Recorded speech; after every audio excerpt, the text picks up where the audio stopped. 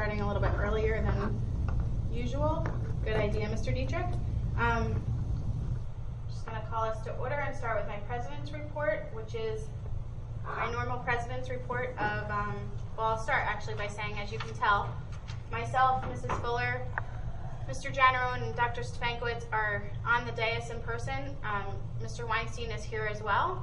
And I would like to thank our tech department and our tech specialist that's here with us tonight, Sean, for showing up to help us do this on a webcam to get us back to a little bit of normalcy here in Ocean.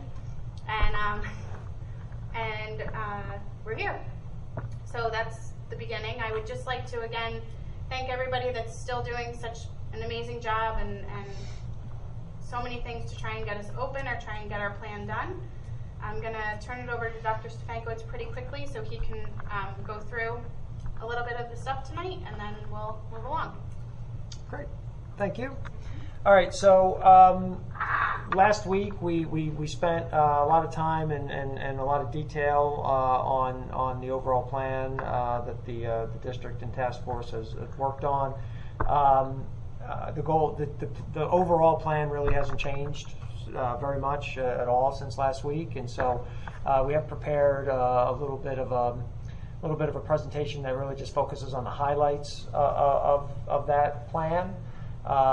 And there's a couple additional slides to just add a little bit of additional information now that some of the information related to all remote learning came out at the end of last week, so we can discuss that a little bit. So Jim, if you can put up that presentation, that would be appreciated. Mr. Dietrich? And while Mr. Dietrich's doing that, I failed to mention, if you're going to have a question about the plan, since it is a agenda item, if you do have a question, you know you're going to have a question. If you can let Mr. Dietrich know that you have a question, he will be happy to call upon you when we get to the question and answer portion.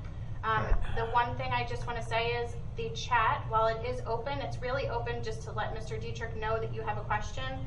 We can't really have conversations happening in there pursuant to our the laws of our meetings. So please don't use the chat, as we can't really monitor it during a meeting as well with the screen sharing and everything. So if you have a question, just let Mr. Dietrich know. He will call on you once we get to that part of the meeting. I apologize, I forgot to mention No, that. that's okay. Okay. All right, we can move forward. First, beyond the first few slides, maybe to slide 3. Okay, so just a reminder, when working on a schedule, and we went over this last week, but what were our goals in trying to come up with the schedule? And remember, I want to remind everyone that we received about 2,900 parent responses and 524 staff responses to the surveys that we put out. So we do feel like we had a pretty good representation, actually, I think a very strong representation of our community to let us know their thoughts and feelings. So when looking at a schedule, we wanted, of course, to minimize the health risks to our students and staff, maximize the in-person opportunities for kids, to maintain and really reestablish the continuity of instruction, of in-person instruction, address the social and emotional needs of our staff and students, provide for professional learning opportunities for our staff, and also to maximize cleaning of our buildings, and of course keeping our class sizes smaller to maximize social distancing opportunities. And so we aim in this plan to keep classes at 12 and under, even though there will be times when that will be not possible based on the alphabetical split. So James, if you can move to the next slide, please. And this is what we saw last week. And there's been no changes here, so this is the plan that we would look to maintain. One thing we do want to define is the self-contained programs, and there may be one class here or one class there that we have to address an issue, maybe move to a larger classroom to ensure social distancing. But as a general rule of thumb, self-contained is the LLD classes, the MD classes, and the full and partial day preschool classes. That's the special education only preschool classes, not the integrated general education preschool classes. Okay, I want to be clear about that. The self-contained special education, full day and partial day preschool. As of right now, the regular preschool, integrated preschool classes are on this alphabetical schedule, 2-day a week on, 3-day a week off. So this is the schedule. Wednesdays remain an all virtual day, once again stressing that Wednesday is not a day off from teaching and learning. I will stress that multiple times for the next several weeks, and does allow for additional cleaning to take place within the buildings between cohorts of students. Another thing I do want to talk about too is the synchronous delivery of instruction between the students with the students who are in class and the students who are online. And we talked about that, students are going to need, the online students are going to need to be there. And I did receive some emails from parents talking about, they have young children, they're going to be home with a care provider, with a grandparent, or someone who may not be able to provide the same level of technology support and just overall support for them in their learning. And we certainly understand that and recognize that if a child can't, and let me once again stress can't as opposed to won't get on at that time, then we will, children will not be penalized for problems that they're having in trying to access, the online platforms, if that can't happen. If they choose not to, that's a little bit of a different story. But if they come into if they have a problem, we're not going to penalize students for doing that, okay, or for having that problem, okay? So I want to just make that very clear, and we'll work through what mechanisms children who are having a problem have to go through in order to access, the online component of their day, okay? So this is the same schedule as last week. A through K and A through K coming in on Mondays and Tuesdays. L through Z home, and that switches back on Thursdays and Fridays with everyone remote. The Wednesday is an early dismissal day, and the Monday, Tuesday, Thursday, and Friday are full day schedules. All right, so we can move to the next slide. Keeping our first 2 days of school as we discussed last week, so that every student is in school those first two in those first 2 days. What Wednesdays will look like, red, white, that kind of thing. The building teams are working on that, and we'll be giving you that guidance probably in the next couple of weeks of what a red day, what will be a red day and what will be a white day. That's primarily a middle school and high school issue. Specials and all those things.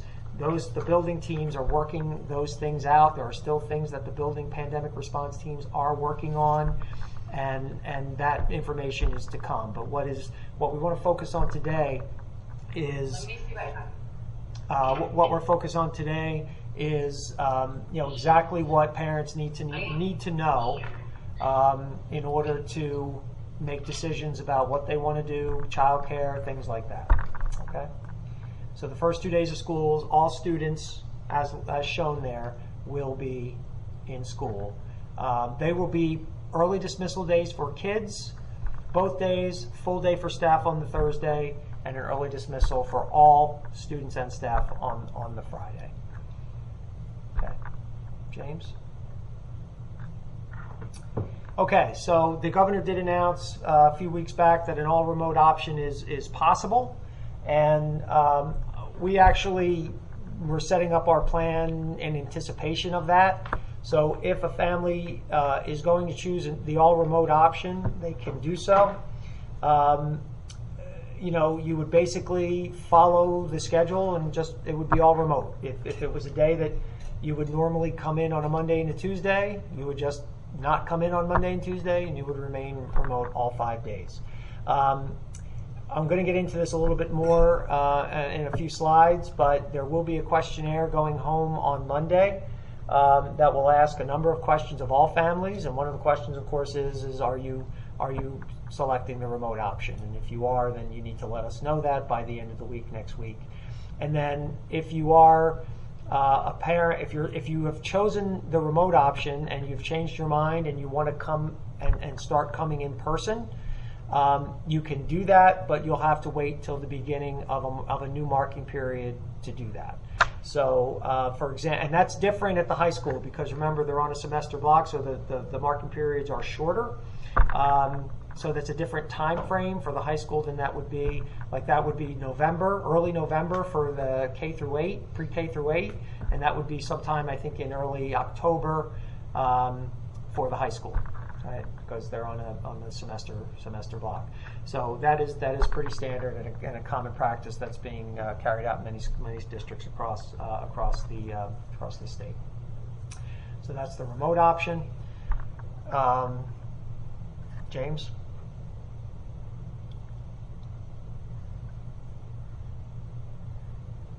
All right.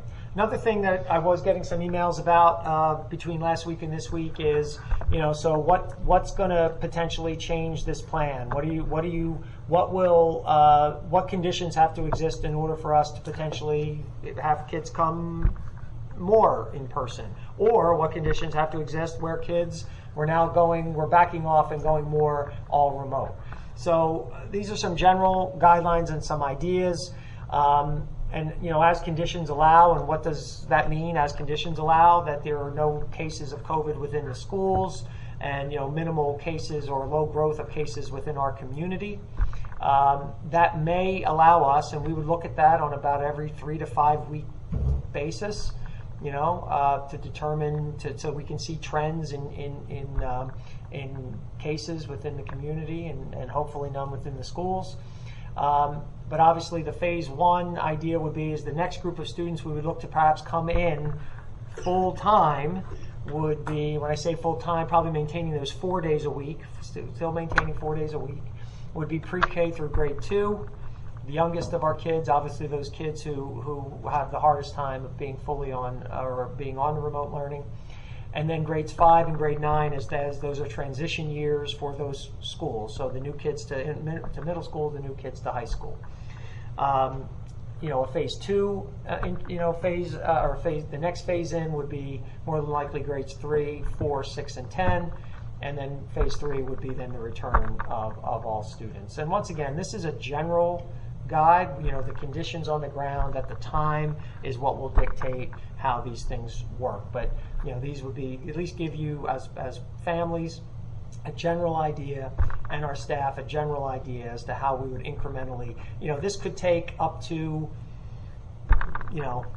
this could be by January 1st potentially before everybody would be back. If you look at a 5-week interval, 3 phases of 5 weeks in 15 weeks.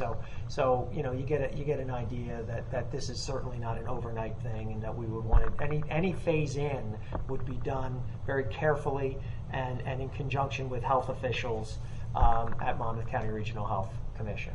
And then of course on the flip side, if we have situations that arise where perhaps there was a case in a school or cases were to break out or we saw more community spread going on in the community and the state, then we may have to pull off of our current plan and go back to a full remote option. And that could be short-term or long-term. And it could be school specific. If we had one case in one school, we may have to close that school for a short period of time, but we might not have to close the rest of the district. That once again will be done in conjunction with the Monmouth County Regional Health Commission, and conversations that would take place, obviously with the health and safety of our students and staff and families as the driving force as to how we would make those decisions. Okay, James.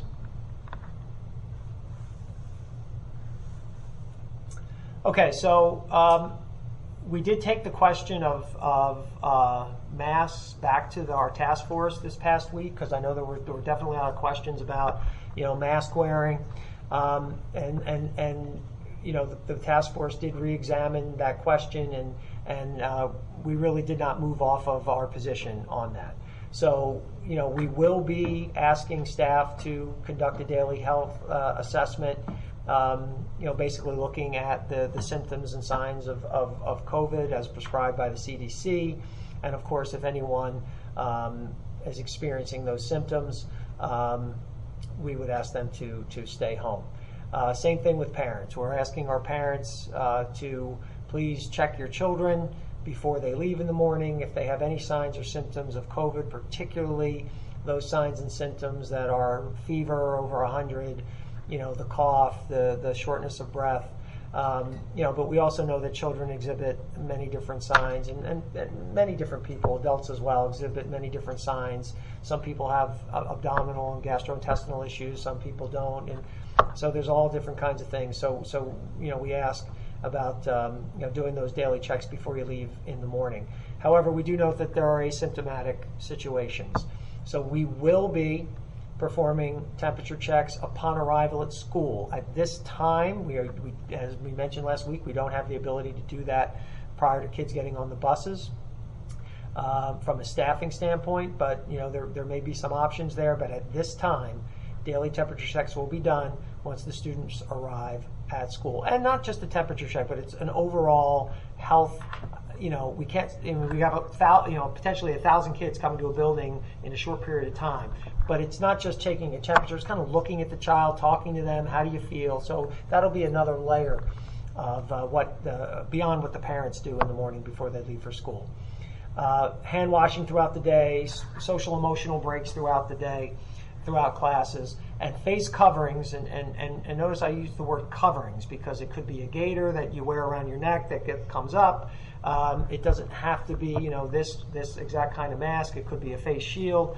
There are a lot of different options, but a face covering mandatory for staff, face coverings mandatory for students at the bus stop, on the buses, during the school day, and then home on the buses once again. There will be exceptions to that for both staff and students, that when masks or face coverings inhibit the individual's health. If a child or a staff member cannot breathe as a result of having a mask on, then obviously we will work to provide accommodation and alternatives for that student or staff. Of course, eating and/or drinking during certain recess and physical education activities, which more than likely would work to have outside. During times, there may be some other times. It may be just very difficult for some special education students, for younger students, to wear masks. And we are very cognizant of that. And we will work with families, we will work with children, we will work with our staff members to address concerns they have. But as a general rule of thumb, mask or face coverings will need to be worn throughout the day. Okay? Continuing on.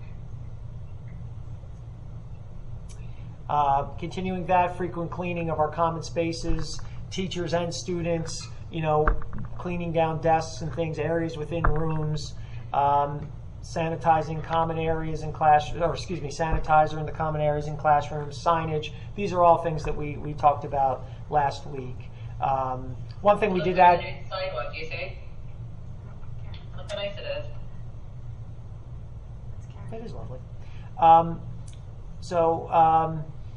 Basically, cleaning going to become and health considerations a very important part of what we do. And when I say health, once again, I talk about physical health and emotional health for our students and staff. Next slide, James. Okay, so food distribution will continue, not in the same way that it's currently happening. But students in school, of course, will be served lunch on Mondays, Tuesdays, Thursdays, and Fridays. That, of course, will be spread out. In some cases, it'll be in a classroom. In some cases, it won't. It'll be in the cafeterias and other areas. The school pandemic teams are working on those details.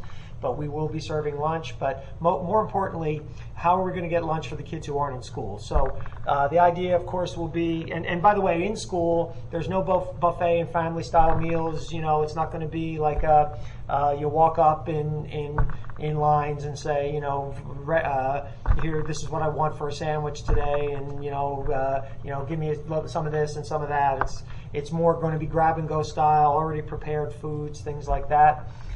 For students who are on free reduced lunch, who won't have access to breakfast and lunch, kids who are in on Mondays and Tuesdays will be given food when they leave on Tuesdays. That will cover Wednesday, Thursday, and Friday.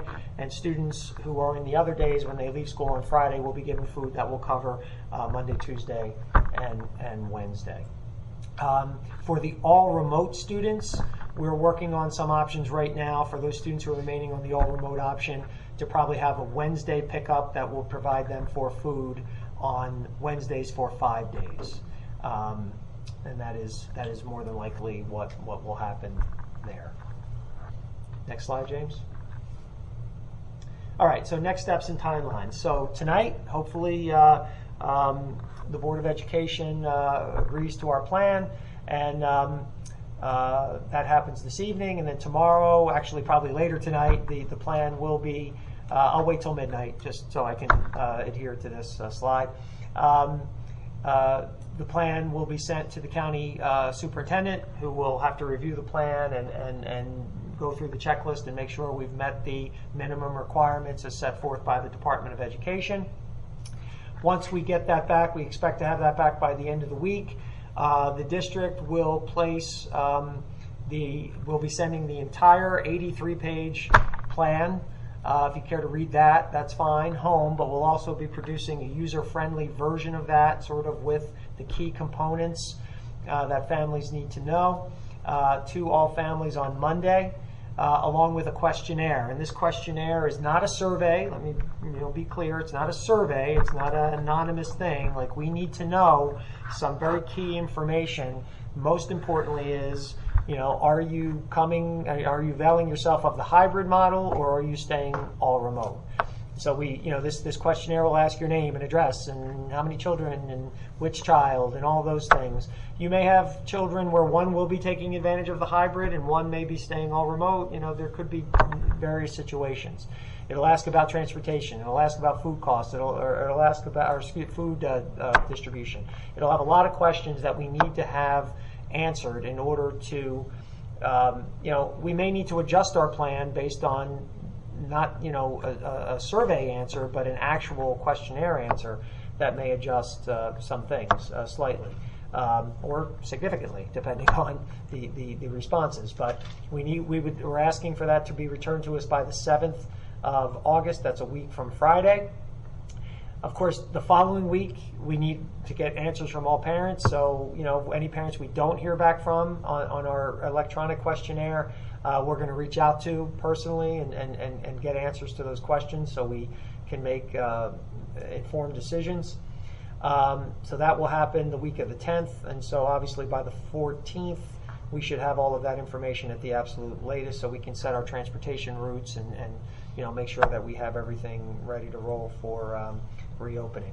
The district reopening task force will continue to meet to discuss the results of the questionnaires and other things that are arising. Our school pandemic response teams will be meeting regularly to discuss the school issues. The district wellness committee, which will be looking at mental health and school social emotional issues, has been formed and is starting having its first meeting this Thursday. So that is off and running. And of course, the district administration will continue to, as it gathers all of this information, to work with our staff and our community. And our staff is a big part of the reopening task force and the response teams. There are representatives of staff on all of those groups, so obviously their voices are heard. And then and there are parents on all those groups as well. And then, of course, we will continually. The plan is going to be continually evaluated. I mean, I hate to kind of say this, but, the plan is what the plan is today. I wish I could say the plan will be the same 5 weeks from now, because a lot will depend on what conditions on the ground are 5 weeks from now. I sounded a little bit like the governor there. But that's true. I mean, if conditions worsen, then obviously we will need to adjust our plan. If conditions get better, then we could be in a position to adjust our plan. Depending on how many students take a remote option, we may need to adjust our plan. So I while this is the plan now, and I wish I could say to you, this is going to be it, and I think it would be foolish to do so because, obviously we made our plan based on the data we received, and as more data continues to come in, we need to be able to adjust that plan accordingly based on that, what circumstances are existing at that time. So those are our next steps and the timeline for those next steps. James, next slide. Is that the last one? Select. Okay, that's the last slide. That's it. Yep. So Jim, if you can actually remove it so we can Yep. see everybody, And that would be happy to answer any questions from the board, and we'll go from there. great. Okay. So we'll start with any board questions first. Janet and Ms. Fuller, and go ahead, Ms. Fuller. Thank you. Two questions. When it comes to transportation, if parents opt to not use busing, will we adhere to the same sort of marking period timeline for them to be able to change their minds, like we were doing with virtual learning? Yeah. I imagine that's going to be a consideration for some people as well. Yeah, I think for that we would not.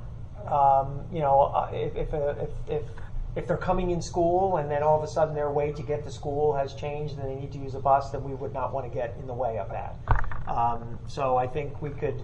I mean, you know, it may not be immediate, Right, but we wouldn't make them wait an entire. but I don't think we'd have to make them wait the entire marking period again. Okay. And the reason, and if I may, I'm sorry, and I should have said this when I presented. Part of the reason for the marking period is because the classes have been assigned based on who's coming and who's not coming. So if a number of students decide, okay, I'm going to come back now, that could throw off classes and throw off the sizes, and so we would need time to prepare for that. Okay. So thank you for reminding me. I wanted to make sure. I know David people Marshall understood. had something I was going to go. Were there two questions? Oh, sorry, wait, or Janice said one other thing. Not specific to the reopening plan per se, but do we know if any of the money that the state announced that they're going to grant to districts for the narrowing the digital divide? I know that was focused mostly on getting equipment to students, but can any of that be applied for to get technology into the classrooms? So for the cameras and things like that we need to get, is that something we can apply for, or is that specific to the kids? It's my understanding that could be used for that. We Do you were have- looking at it a Yeah. little bit today. It's due August 6th, I believe. Yeah. And we're diving into it, and right now it does not look like Okay. we qualify, but we're trying to find What about we- any, Right, I mean, we any can't loopholes provide we virtual can. learning. Yeah, we're I mean, trying. Right. We're people trying to have it, see. but we don't have the technology in the classroom, right? We Right. need both sides of Right. it. Right. So we're trying. Okay. If there's a possible way, we will apply for it. And I'm not sure if we're going to get it, but we will apply for it. All right, thank you. Dr. Marshall.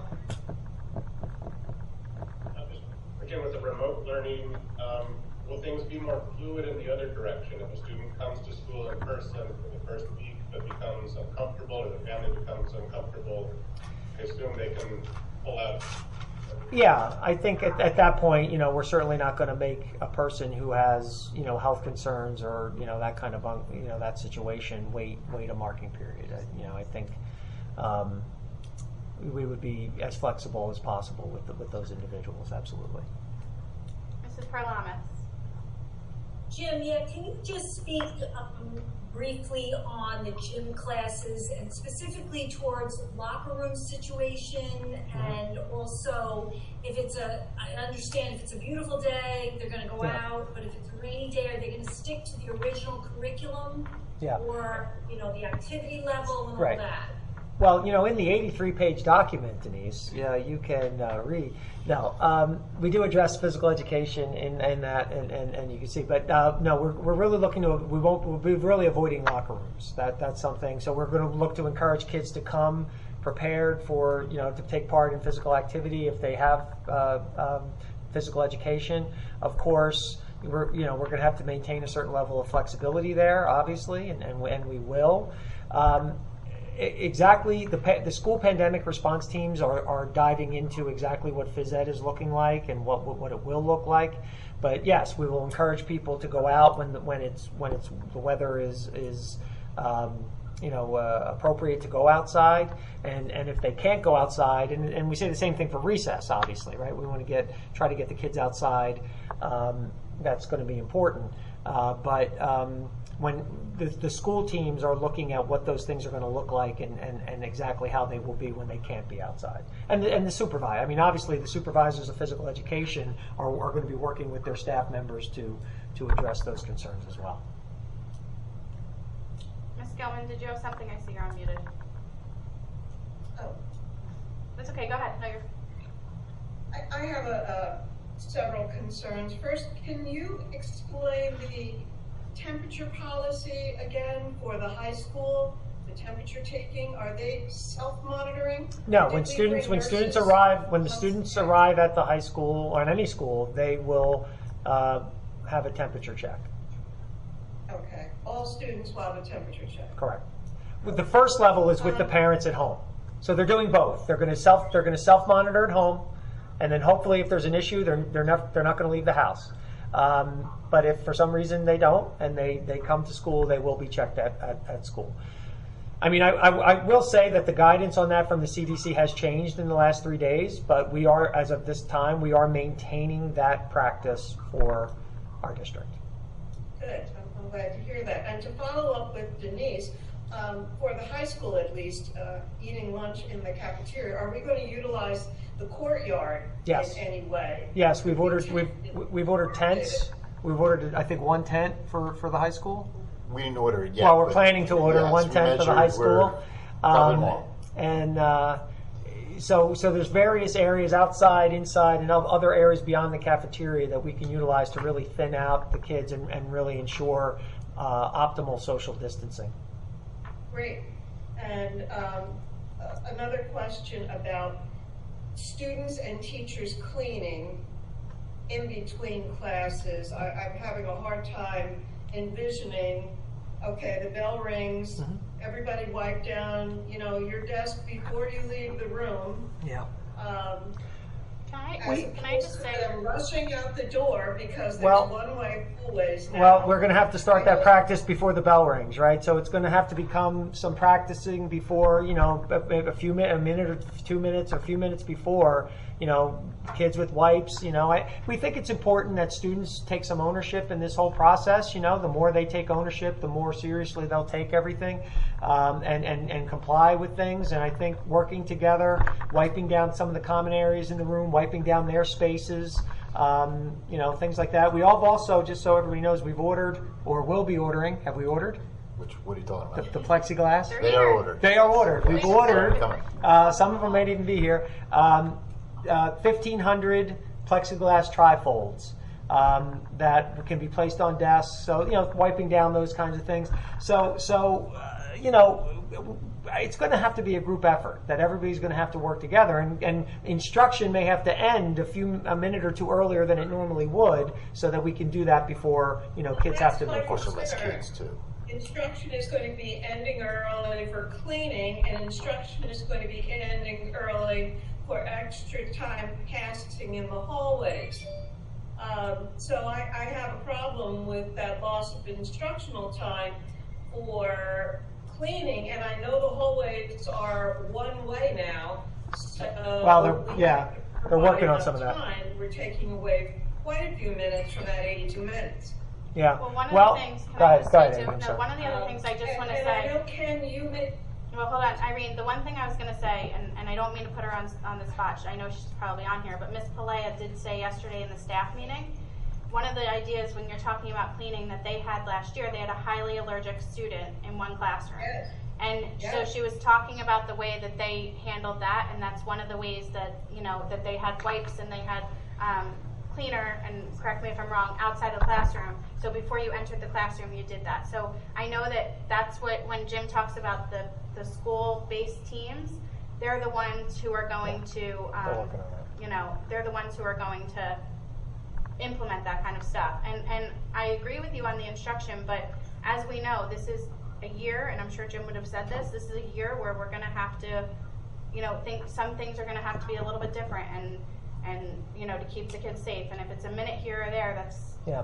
Well, that was one of the reasons also why we felt that maintaining a full day schedule was important, because some districts have gone to early dismissals every day, and because we are going to be losing some instructional time with with the things that you mentioned, with longer time getting to and from class, maybe SEL breaks in the middle of class, things like that.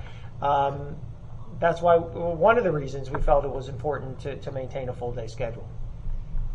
And are you going to be supplying gloves and cleaning products to all of the classrooms so that the students and staff have gloves and everything handling those? Yeah, we have. Stone cleaners? Yeah, I mean, I think when we're talking about cleaning, wiping off a desk, I think we're talking about like a wipe, something that a student could quickly kind of do.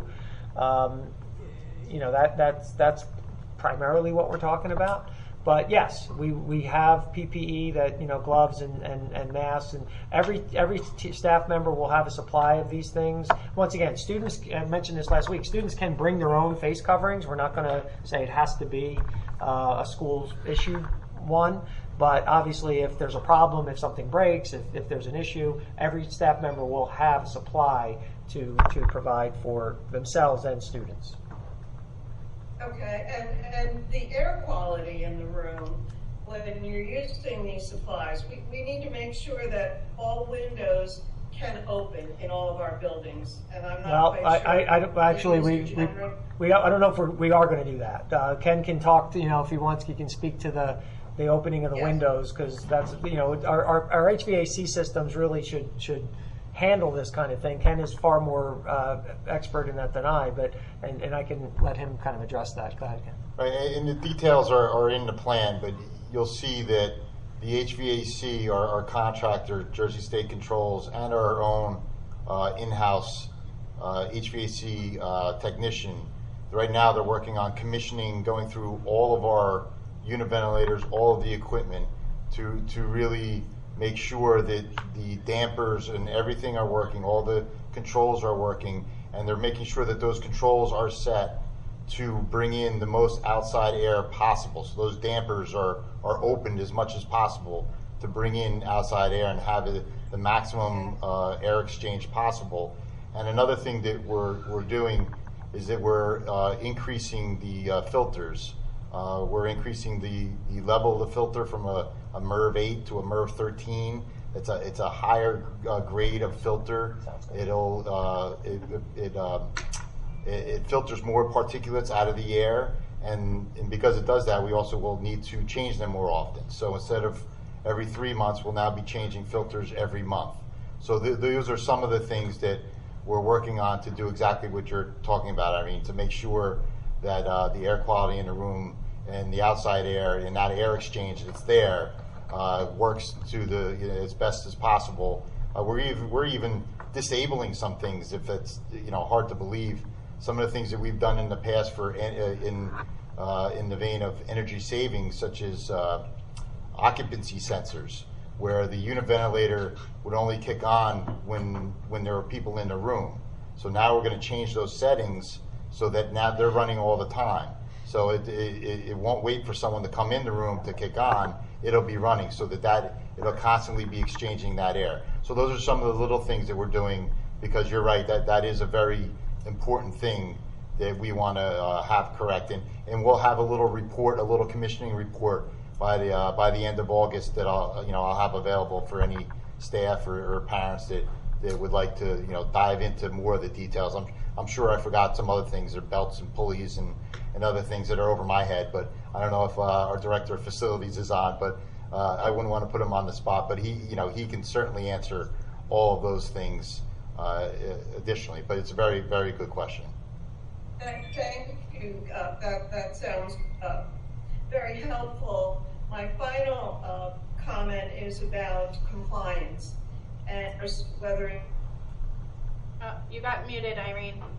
Irene, you muted yourself. Right, I got it. Okay. Sorry. So whether it's a mask or cleaning or social distancing, if you want to make the students own part of this, I think we need to get them on the task force and have them give us feedback on the best way to help everybody without shaming or embarrassing. Why don't you have a mask on today? But we need to have compliance if we are going to stay open and have a stable as possible school year. So we need some input from the students on how to make that effective. Definitely, I think the high school has at least one student on their team, and we can certainly look to engage the kids on the other schools as well, no doubt. Any other board members members have any questions? I have an additional question if everyone else. Okay, so I'm gonna come back to you if nobody else. Does anyone else have any questions? Joe had, and I can't see it. Oh yeah, I can. 1, 2, 3. Joe says no. No. 1, 2, 3, 4, 5, 6, 7. Sorry, I'm always counting to see, make sure I see everybody. Grace Ann, I can't see you, so I don't know if you have any. She does not. You do not. Okay, thank you. All right. So Ms. Fuller. Thank you. I didn't see it in the plan, so I apologize if I missed it. Has any decision been made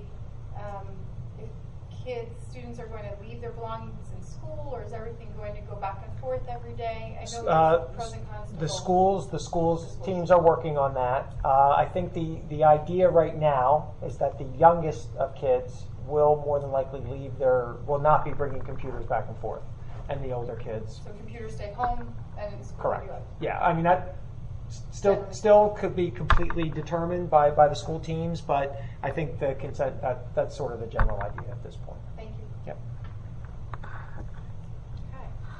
Any other questions before we move on to public comment and questions? Okay. Thank you for your report. It really doesn't end, but I'm going to thank you for it. And we'll I think move it's on. end. I think there's nothing left to be said, but that's fine. And thank you really to the whole working task force. Yeah. Right? Everyone worked. Yeah, hard absolutely. together. And I thank you. Yeah, the whole task force, the administrative team. You know, I mean, thank you to all the parents who responded to the surveys. I mean, that's it's tremendous, and all the staff members. It really helped us do what we do, and people working very hard to try to put something together, which honestly I think is a very difficult task. And as we said many times, there's no perfect solution to this situation.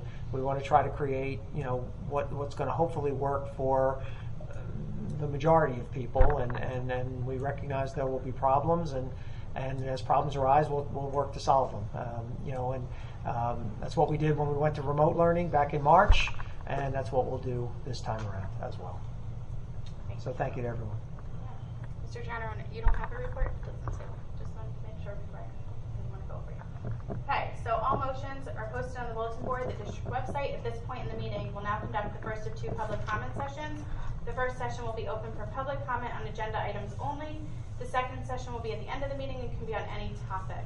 Please remember, if you have a question, we're going to go to Mr. Dietrich. He's going to facilitate the questions. I always forget to remind people once they start speaking, but if you can remember to state your name and address for the record, that would be helpful. I don't need the number. You can say Amy McGovern, Palmer Avenue, now that you all know my street. But We're coming over. yeah, anytime. So Mr. Dietrich, if you can go to would anyone from the public like to comment on an agenda item at this time? Mr. Dietrich. Okay, we're going to start off with Melinda Williams. Okay. Hi, I am Melinda Willems at Deal Road in Ocean Township. I'm a teacher and a parent with 2 children in the district, but tonight I am speaking as a parent. First, I want to thank the task force. I can see, so much planning and thought, went into this hybrid plan, and there's so many details that have been taken care of, and it is, absolutely a confidence builder to see so many of those details in place.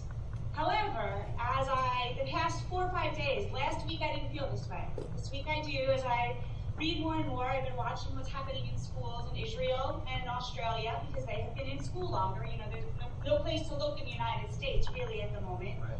Although watching the uptick in child cases in Florida and the increase in hospitalizations for children in Florida is, of course, concerning. Yep.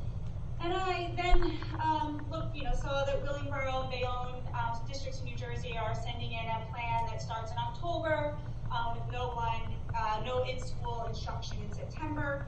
And then I looked at our neighbors in Pennsylvania and Bucks County, Pennsylvania, about the same population, similar population to Monmouth County. They had a few thousand less COVID cases and a few hundred less deaths. They are doing their hybrid plan, very similar to this excellent plan, is not starting until October. And in September, they are bringing in very, very small cohorts of students to test out the technology, to make sure everything works. And they're going to do then a personal they get to a personal diagnostic assessment of each child's skill, 3 to 4 students per teacher, while remote instruction is still happening. I know there's a ton of details to think about. I'm not, doing that right now. I'm just asking if that is something we would consider, a slower opening so that when we get to October, there's no start, stop, start, stop. Right. We are full, ready to go, and maybe we can even go through some of these phases faster because we've seen, other districts and are able to learn from, hopefully not mistakes they don't make, but if they do, Right. and things that happen, I don't know, I worry about this full start in September when things I've seen in the news, and I'm wondering if that is something we would consider. Yeah. Thank you. Great question, Melinda, and thank you, and hello, by the way. I will tell you that something like that, I'd be very interested to see those plans you mentioned in Willingboro, and what was the other one, Bayonne, you said? Because that really wasn't, that we've been told, I've been told many times that is not really an option. So I'm talking about from DOE officials. So I would love to see those plans, and like I said, Melinda, this is our plan today, and that doesn't mean that we could not adjust the plan if the conditions on the ground tell us that we need to. So I will certainly look into looking at those plans and inquiring more about what you're saying. But up to this point, that has not been delivered as a possible option. Yes, Mr. Hey, Jim, Weinstein. so just to kind of clarify, so we've been told definitively right now that we need to bring the kids back to school, find a method to do that. Is that correct? Yeah, I mean that's really the as long as it can be done safely but the task at hand is to develop a reopening plan. I mean, if you heard the governor just today, I mean, he spoke clearly about the importance of in-person education for children. So that is definitely the expectation. Now, once again, that doesn't mean things can't change, and if it's not ultimately in the best interest from a health perspective, if the health risks far outweigh the educational risks of being out, which I think is where we were in March, which necessitated the full closure. If we're heading more in that direction, then I anticipate that very well may happen again.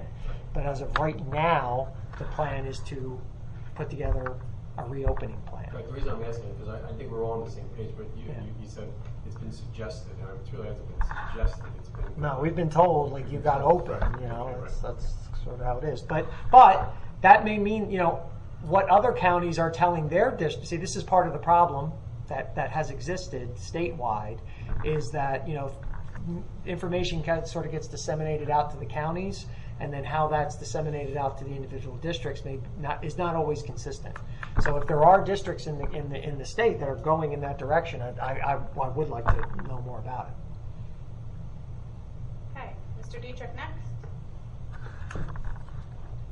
Oh, and we're going to do, by the way, sorry, before you say that, if there are people with multiple questions, we'll do 2 at a time so we can get through everybody's questions and hopefully move this along. Go ahead, sorry. Okay, next up is Cindy White. Good evening, everybody. Great job, by the way. There's a lot of information, a lot of very long meetings. Great job by you. You were on the task force, so. I know. I would like to know if we are going to be treating our out-of-district families with the same questionnaire that we will be sending our in-district families. And how are we planning to support our out-of-district families through this transition, remote learning, and everything else? That's done in conjunction with the school placements, obviously. So, I mean, it's a similar kind of thing with our students. For example, our high school students who are on shared time and who work at, go to vocational district. We are working with them because their plan may be different than our plan. And so we are working in conjunction with them to create something that works on for both parties. So just for pronoun clarification, when you say working with them, meaning the schools. Our district will work with the schools, then who's going to work with the family? We would work together, both of us. Both districts would work together with the families. Okay. Obviously, every child, if it's a special ed child, that child has a case manager, and so we would work. We would maintain that level of responsibility, certainly. Okay. All sorry, just want to make sure that we're not leaving out some of these populations who may get lost through the shuffle. Absolutely. Thank you.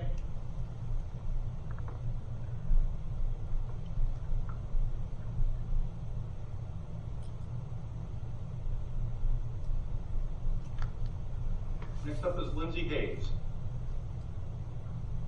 Hi, Lindsay Hayes, Maidenstone Drive in Ocean. So my son is in the disabled full day preschool. I'm finding it difficult to make the all remote versus basically all in school decision without better understanding how many hours a day the remote learning will really be. So if class is 5 hours, and the kids in that classroom are 3 and 4, how many hours are they actually required to be on the computer?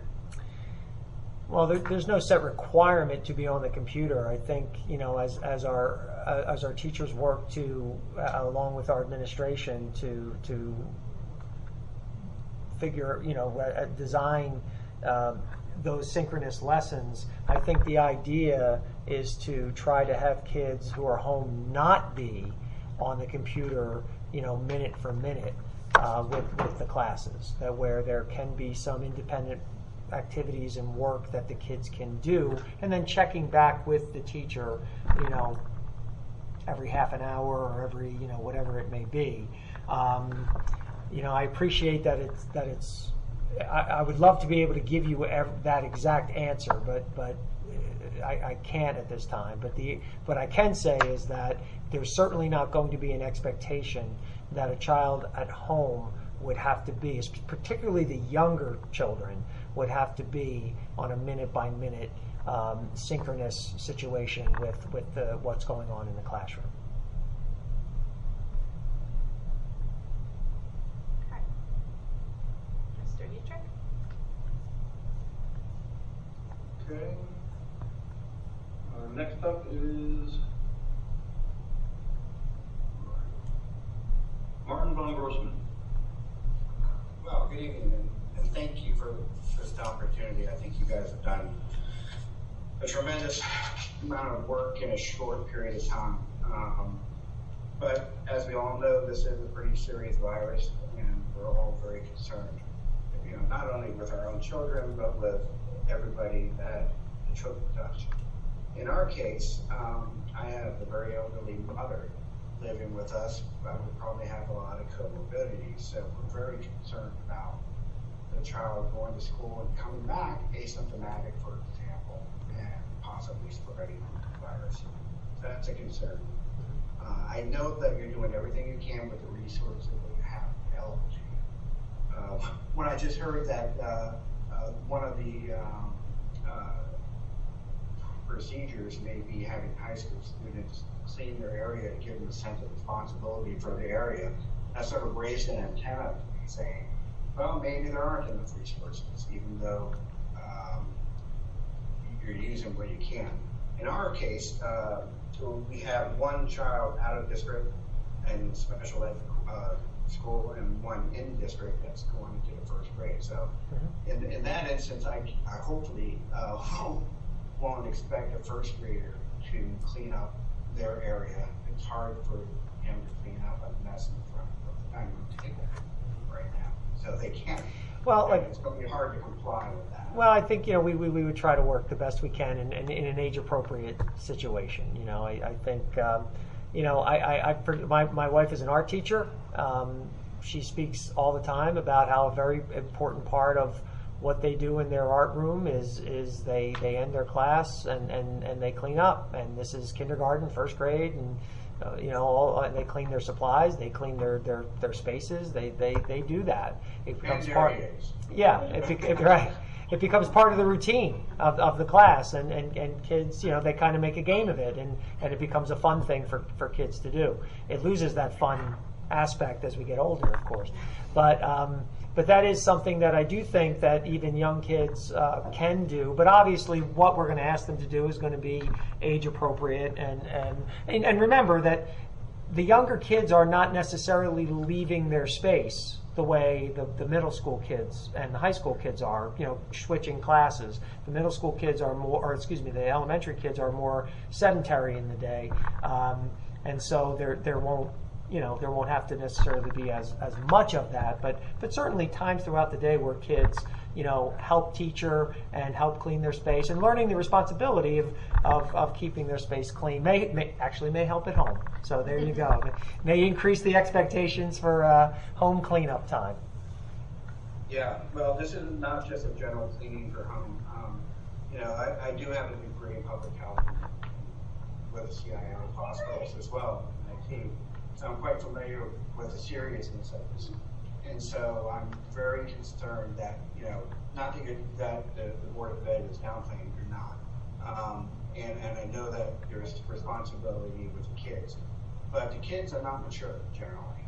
And we need to have, I guess, very focused oversight, in my opinion, on how this is being conducted. I just don't know if there's enough people or resources or whatever to provide that type of oversight. I just don't see how it can be done to each group. On a 20, every minute of every hour there, something's going to happen. And, that's just a concern of mine. Sure. I guess that's it. Okay. I could go into more, but we don't have time. Thank you. Thank you. Thank you. Okay, we're gonna go back to Lindsay. She muted herself. She had one more question. Okay. Sorry, my kids were being kids. Being kids, yeah. We know. My second question was, what will be the communication level when someone tests positive in the classroom, in the school, or in the district? Yeah. So, and I do want to say, and these are great questions. I will say, just for future reference, if on this, it is all laid out in the plan. So you see a contact tracing section and all that. But if there's a positive case, then we work with the Monmouth County Regional Health Commission, and contact tracing would take place, and all of those individuals that were potentially exposed would be contacted by that group, and then decisions on quarantining and what we would have to do from a building level would be made at that time. But that is done in conjunction with local health officials. Got it. Thank you. Yeah, the easy one is, not the communication on a confirmed case is very clear. Where you start getting to, well, somebody kind of had some symptoms that kind of mirrored, and it might have been, but it might not have been, but they haven't been in contact with someone, and so on and so forth.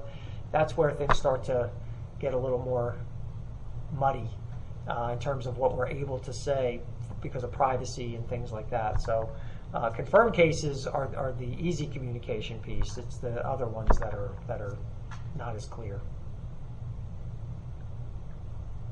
Thank you. Mr. Dietrich? Okay, next up is Marlena Lujan.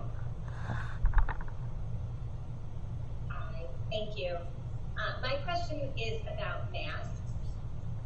In the 83-page plan that I scanned, it seemed that masks would be allowed to be removed if social distancing, like in the classroom, was possible.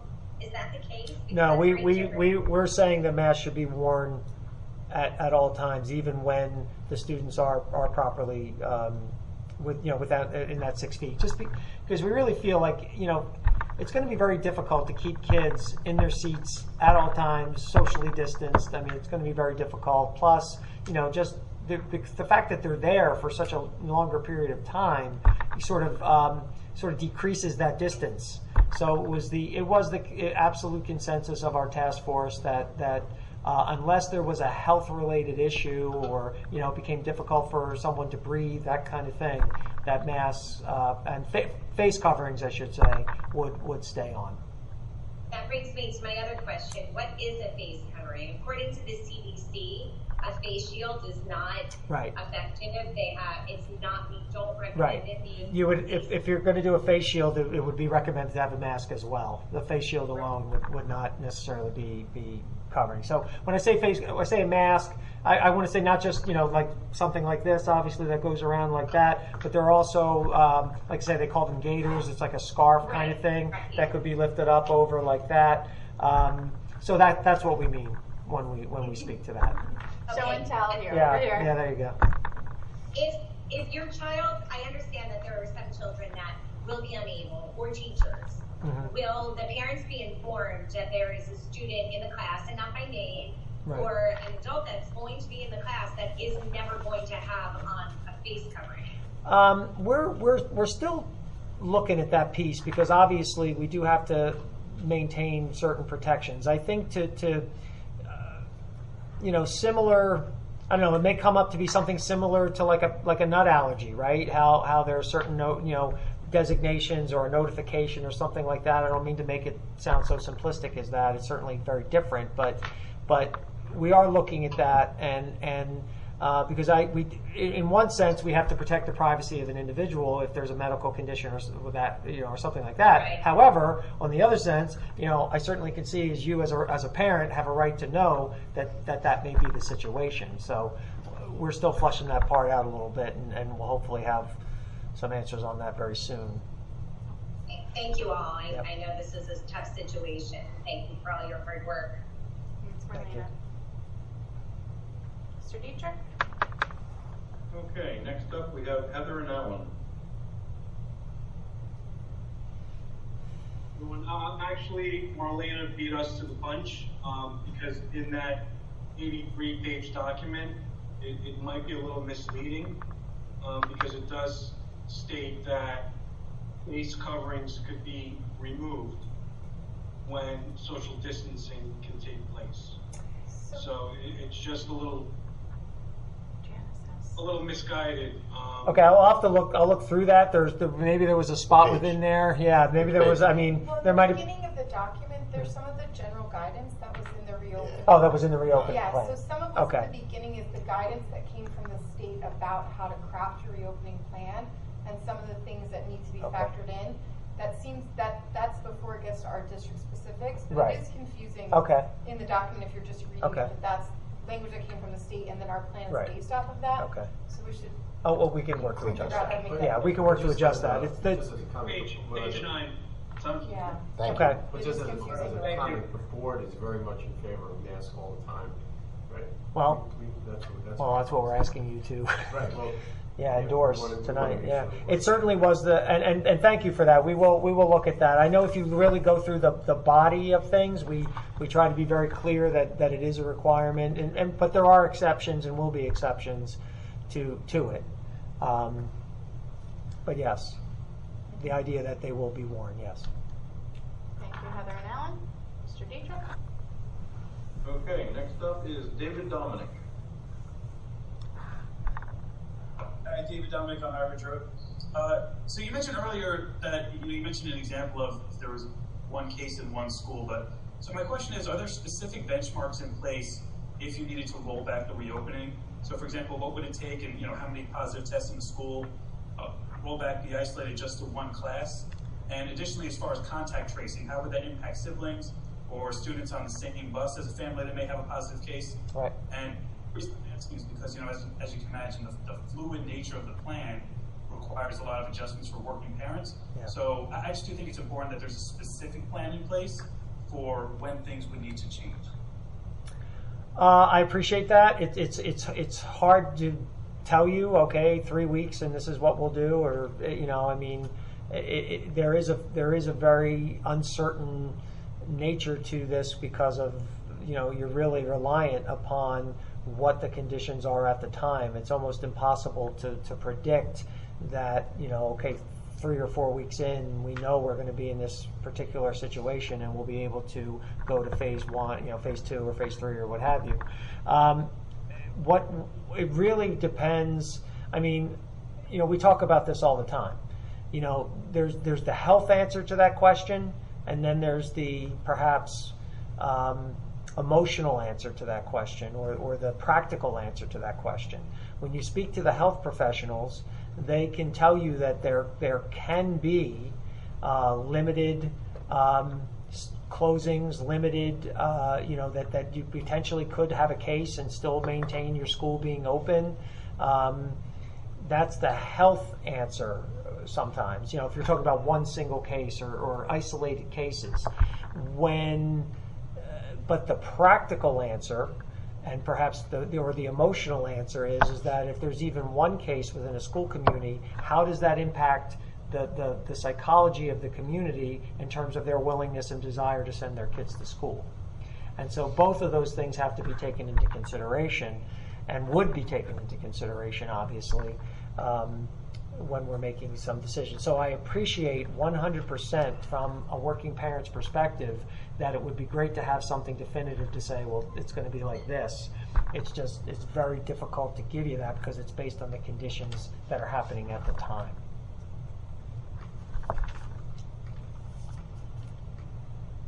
Thank you. Mr. Dietrich?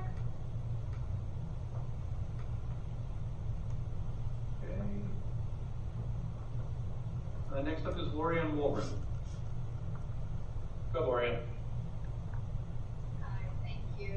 I live in Wall Township, but I teach in Ocean Township, and I'm the vice president of our TOEA. And I would first like to echo the sentiments of many and say thank you to all of you on part of the task force. So I know how hard this all is, and it is exhausting and often thankless and stressful. So when I say thank you to all of you, I truly mean it. I must tell you, I have been doing a lot of research. Probably, it's a librarian thing. And I read today the testimony of someone who testified in front of the State Assembly and last week, and she said that the return to school should not be about the date. It should be about the data. And I thought that was a really good line. It kind of sums up what some people are saying and what a lot of people are thinking. We all want to get back. We all want to get back safely, and that's why we're here so many nights, so late into the night. And I'm not really sure that this is a safe time. We have now, if you look at the Monmouth County website, we are over 10,000 cases now. 10,226, I believe, was the number I read for today. That is significantly higher than it has been in the spring when we closed. So that's of concern. And our County Health Commission and our Department of Health that we keep citing as our sources to go to, they're not concerned about that enough to say, hey, you know what? Maybe we should put on the brakes a little bit here. Maybe we should slow things down and plan for the best possible, safest possible beginning of a school year that we can give our students, and then go back when we can give them the best possible, safest possible in-person education. It is truly food for thought, and I think it is something that all of us, if we stand up together, our associations all together, boards and administrators and teachers unions, and we stand up and we say something and do something. Maybe we could have a little power, and maybe we could make a difference that might save some lives. So to that end, I must also say that there is an increasing amount of anxiety amongst staff members when we are asking the questions, the same, similar questions that I'm hearing tonight from parents. What is our specific policy with regard to suspected COVID cases in our school? Every time we ask the question, we get the answer that it's going to depend on the guidance from our County Health Commission and the Department of Health. We need specifics. Knowledge is power, and it may reduce anxiety for all of us if we know we have a specific plan in place. So, someone comes into the school, a student or a teacher, they seem okay in the morning. By the middle of the day, they're exhibiting symptoms that could possibly be COVID. What do? We know that we send that person home. But then what do we do next? Specifically, what happens to the rooms where those people were? We need contact tracing in our buildings immediately. So we know what bathrooms they were in, what handrails did they touch in the stairways going up and down the stairs, what classrooms were they in, what offices were they in, what people did they come in contact with for possibly hours. so that we can, and then what do we do with that knowledge? Where do we move those people out of those rooms? Do we quarantine those rooms and get someone in there to deep clean? Where do those people go? In a school where there aren't a lot of extra rooms, that's a real question we need to have a real answer to. And then, do we tell all of those people who are potentially affected to go home? Do we send letters home like lice letters to parents saying your child was potentially exposed? Do we require a note from that person who went home that they do not have COVID before they're allowed back in, or do we take their word for it? These are all things we can't wait until it happens and then call a county health commission, a Department of Health that's going to be really stressed because everybody in Monmouth County is going to be calling them with the same question. So we have to have specifics to give to our staff members and to give to our parents, because we all are in this together and we all deserve to know, and it will help us all make the decisions that we need to make and help us all feel a little more sense of control and power. And that's really important.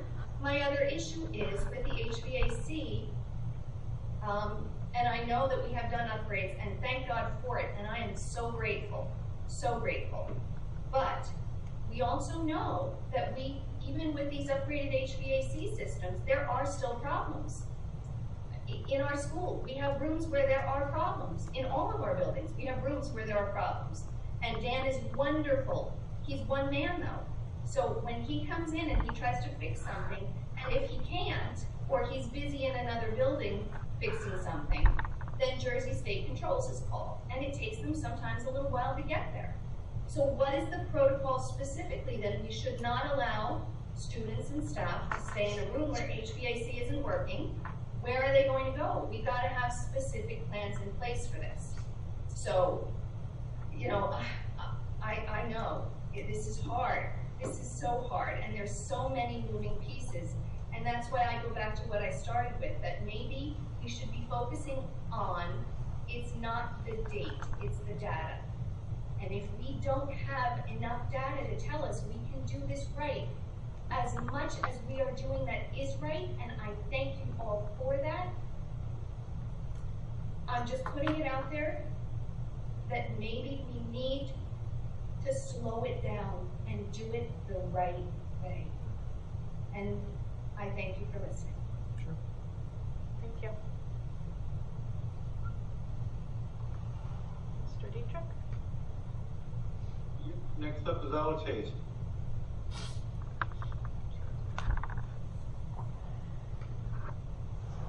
Sorry, I wasn't unmuted. I just have, I think, two quick questions. But first of all, I did want to say, job well done on the 83-page document. I still haven't finished reading it because it is so detailed, and I would not want to have been the person who typed that all up.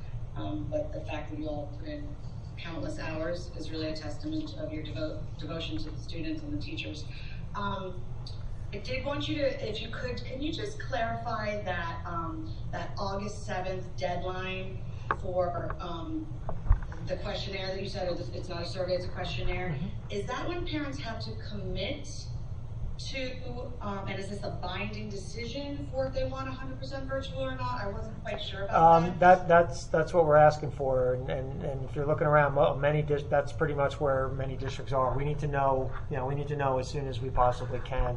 I mean, if somebody, if it's a couple days later, we could probably accommodate, but there's scheduling classes, scheduling transportation, all of these different things that are contingent upon that. So yes, as close to that date as possible. So it won't be anonymous. It will be like, my name is. Yeah. We got to know who you are and what you're doing. Yeah. Okay, I appreciate it. I forgot to say I'm also a Dow New resident because I never say my address. I always forget. And second question, you did say that Monday, I think you said you'd have more of this online. What was the full plan, and the sort of a parent. We're developing even better than what I presented tonight, but like a parent-friendly version of the 83-page document that has all the key components, the highlights, what you need to know so you don't have to go through 83 pages. That'll Okay. all go home. So my question to that is, will it be translated? Yes. in Spanish, yes. Okay, thank you. That's all I have right now. Thank you, Mr. Dietrich. Okay, next up is Victoria Coombs.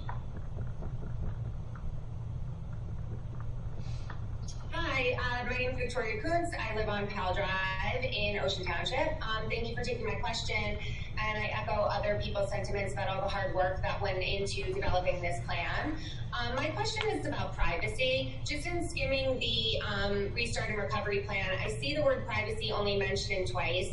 I have concerns about privacy from a student perspective, and also how a lack of privacy or guidelines in the classroom may impact the authenticity of instruction that teachers and staff feel comfortable providing. So I'm just wondering, it says in here that the NJDOE strongly recommends engaging communities to better understand the landscape and challenges when crafting policies. I'm wondering if there will be something like an acceptable use policy for remote instruction that comes out for both staff and students, so the guidelines are clear while synchronous instruction is occurring. Yes. Thank you. Yeah, thank you for the question. As part of our beginning of the year, FERPA notifications that we send home for parents that they sign off on every year, that the remote learning piece will be part of that, absolutely. And that comes with the acceptable use policy, and all those things will be included in that, yes.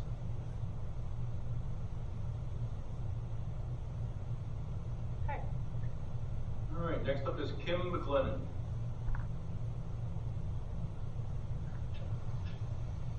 Hi everyone, my name is Kim McLennan and I live on Lester Parkway. I have 3 children in the district. I have a junior, a 9th grader, and a 7th grader. My question is in regards to the high school with class schedules. I was wondering if the guidance counselors were going to be taking into consideration what classes the students are taking, say, for the first semester. My son is in the School of Technology, and certain classes that would go along with that would be quite difficult under a remote learning atmosphere. Right. So will the guidance counselors be looking at individual students' schedules and adjust their schedules accordingly? Or will there be flexibility and will parents be able to make requests? I see Dawn Kazuba's on here. Dawn, do you mind jumping on that? I think I could give it an answer, but I think you'd give a better one. Yeah, I don't know. We'll see. So of course counselors are looking at schedules, but in terms of where those classes fall, for example, the Spartan School of Technology, I think that's what you're speaking about, to keep that cohort together and get them started, that class is fiscally scheduled first semester. And then the Spartan School of Technology Makerspace 2 for the following year is scheduled second semester, so that if a student didn't enter their freshman year and sophomore year wanted to become a part of it, they could make both classes in the same year. However, having said that, our teacher worked very hard in that area last year to ensure that even when we were on remote, that there were activities they could do. And I think the benefit of hybrid is that they're going to have those hands-on in-school pieces supplemented by what they're doing at home on their remote learning days. So I think there will still be a good there will be excellent hands-on component. It's just going to be different. So for that, the schedule doesn't, the schedule hasn't been changed and can't be changed because of other classes that that teacher teaches that require specific semesters. Thank you, Dawn. I wanted to know if, will parents be allowed, though, maybe to call the guidance department and inquire about when the schedules come out or whatever, if they feel a need that they would rather have their child in the full, hopefully in the spring, the full session environment? Absolutely, the counselors will be there. I want to say Tuesday, Wednesday, Thursdays after that schedule is released, and you could certainly make that request. I want you to know upfront right here that there's one section of that Spartan School of Technology Makerspace 1, and that takes place in the fall. Great, thank you. Sure. Have a good night. Thank you.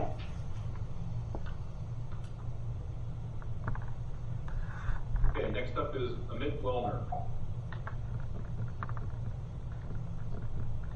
Yes, hi, this is Vivian Wellner. So, you know, I've been following all this, and I know there's a lot. And so my question addresses more financial ability to sustain such a program in terms of the logistics, having custodial supplies, cleaning, to the point where you have teachers and maybe remote teachers, and the teacher gets sick and you might need substitute teachers. Is there financial ability to sustain and support such measures that the school district will need to take to hold them? I mean, a lot of that's part of the CARES Act, no? Yeah, we have. But is that enough? I mean, well, I mean, it's never enough. The problem is that, you know, while I appreciate the question, at the time, right now, what we're projecting, yes, it's enough, but we have no idea what's going to happen. And a lot of these are what-if questions that we wish we had answers to, but I don't know that I have a specific answer to say, yes, there's, you know, we're only going to need X amount of dollars towards it, and we have that. You never know until you're there, unfortunately. Do you also have guidelines in terms of cleaning supplies, Yes. how to clean such environments? Yes, all of that comes. We have all. Sorry? Yep. Yes, Some we of have. it's attached. Yeah, some of it's in the plan itself, but yes, One of the appendices. our custodial staff is very well trained in all of these protocols.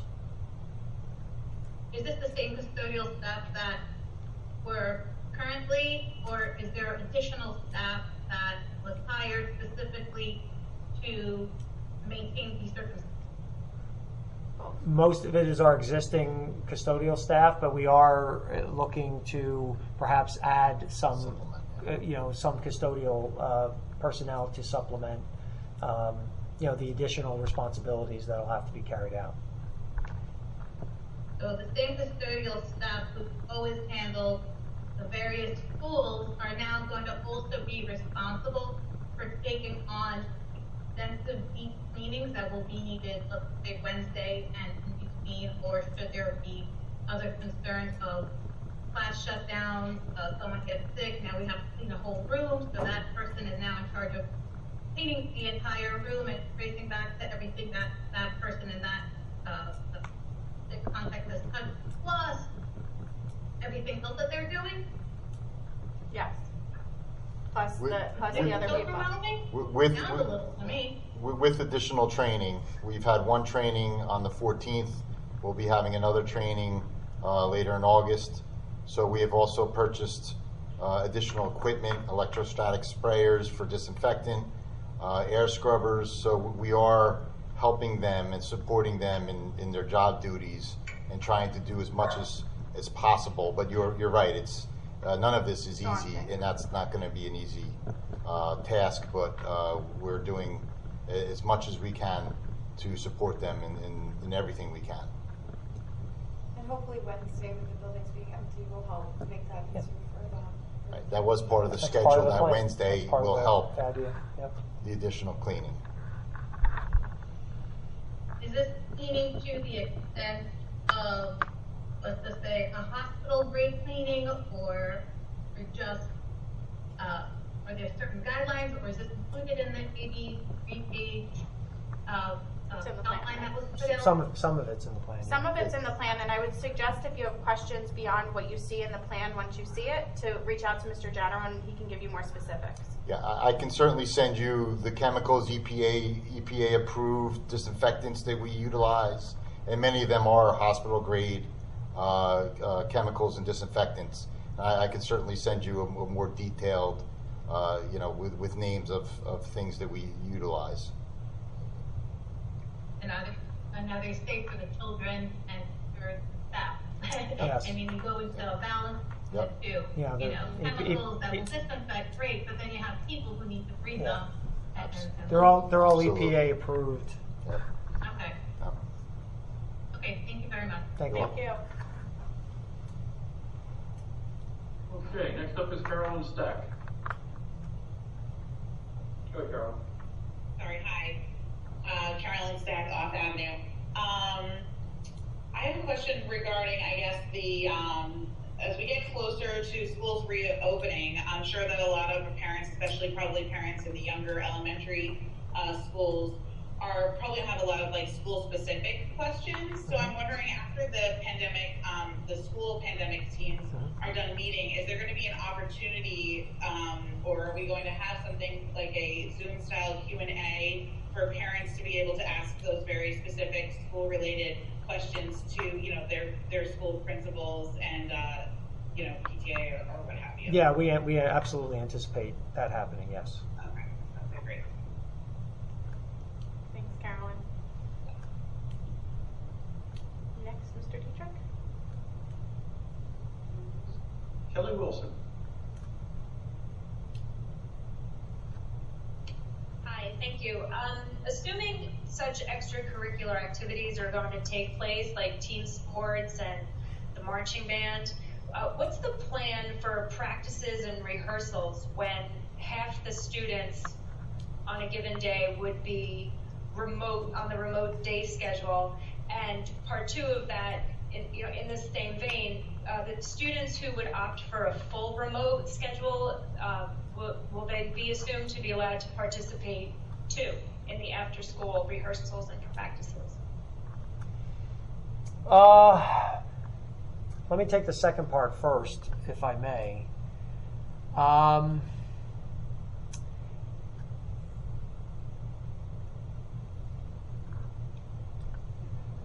Right now, we are working with with Mr. Todd, who oversees athletics and activities, to get a sense of how many activities really can operate safely. And so we're still flushing some of that out, and it may be activity specific, and there's to some that could operate remotely only or what have you. I mean, obviously, marching band may be driven as to what happens with athletics. I think the question was if your Yeah. okay. Sorry. I'm getting there in a roundabout way. Sorry, That's there's right. some setup to this. We're struggling with it a little bit, and guidance will be out soon, and I think the school teams are looking at that. But the idea sort of is, if I'm not comfortable coming to school for the educational part of my day, should I be coming to school for the non-educational part of my day? If it involves coming to school, if it could be done remotely, then that's certainly one question. So I don't have a definitive for that for you right now, but will soon. And I think that could be obviously an important part of what helps people make a decision of what they would want to do. And I think that how it's going to work, once again, school teams working on that. Ms. Kasuba, I don't know if you can chime in on that at this point, or whether that's still a work in progress. That is still a work in progress. I can tell you that in terms of band and what goes on in the summer, we're running the same guidelines as NJSIA put out for athletics. So phases, social distancing, no in building. But in terms of the rest of it, it is absolutely still a work in progress. Thank you. Of course, I was thinking in terms of these are rehearsals and practices that happen outdoors. Mm-hmm. So it would be different right. than the 6-hour right. school day indoors. We understand that, yep. Correct. Thank you. Thank you. I hope you have that guidance in time for having to answer the questionnaire by the 7th. We will absolutely. One more time? We will absolutely look to do that. Go ahead, Dawn. Sorry. We do have some guidance and guidelines that have been put up in terms of those classes when we're back in school. So I didn't mean to suggest that we don't have that. We do, and that's what we're working with to determine how it goes for those classes when we're back in school. Thank you. You're welcome. I didn't take it that way, but thank you. And I would always say if there's something that isn't explicit in what we send home, then before you would make your decision, please reach out to your principal or your guidance counselor and ask those specific questions so that we can make you as informed as possible. And that's a general statement to everyone. Okay, next up is Jennifer Hennessy.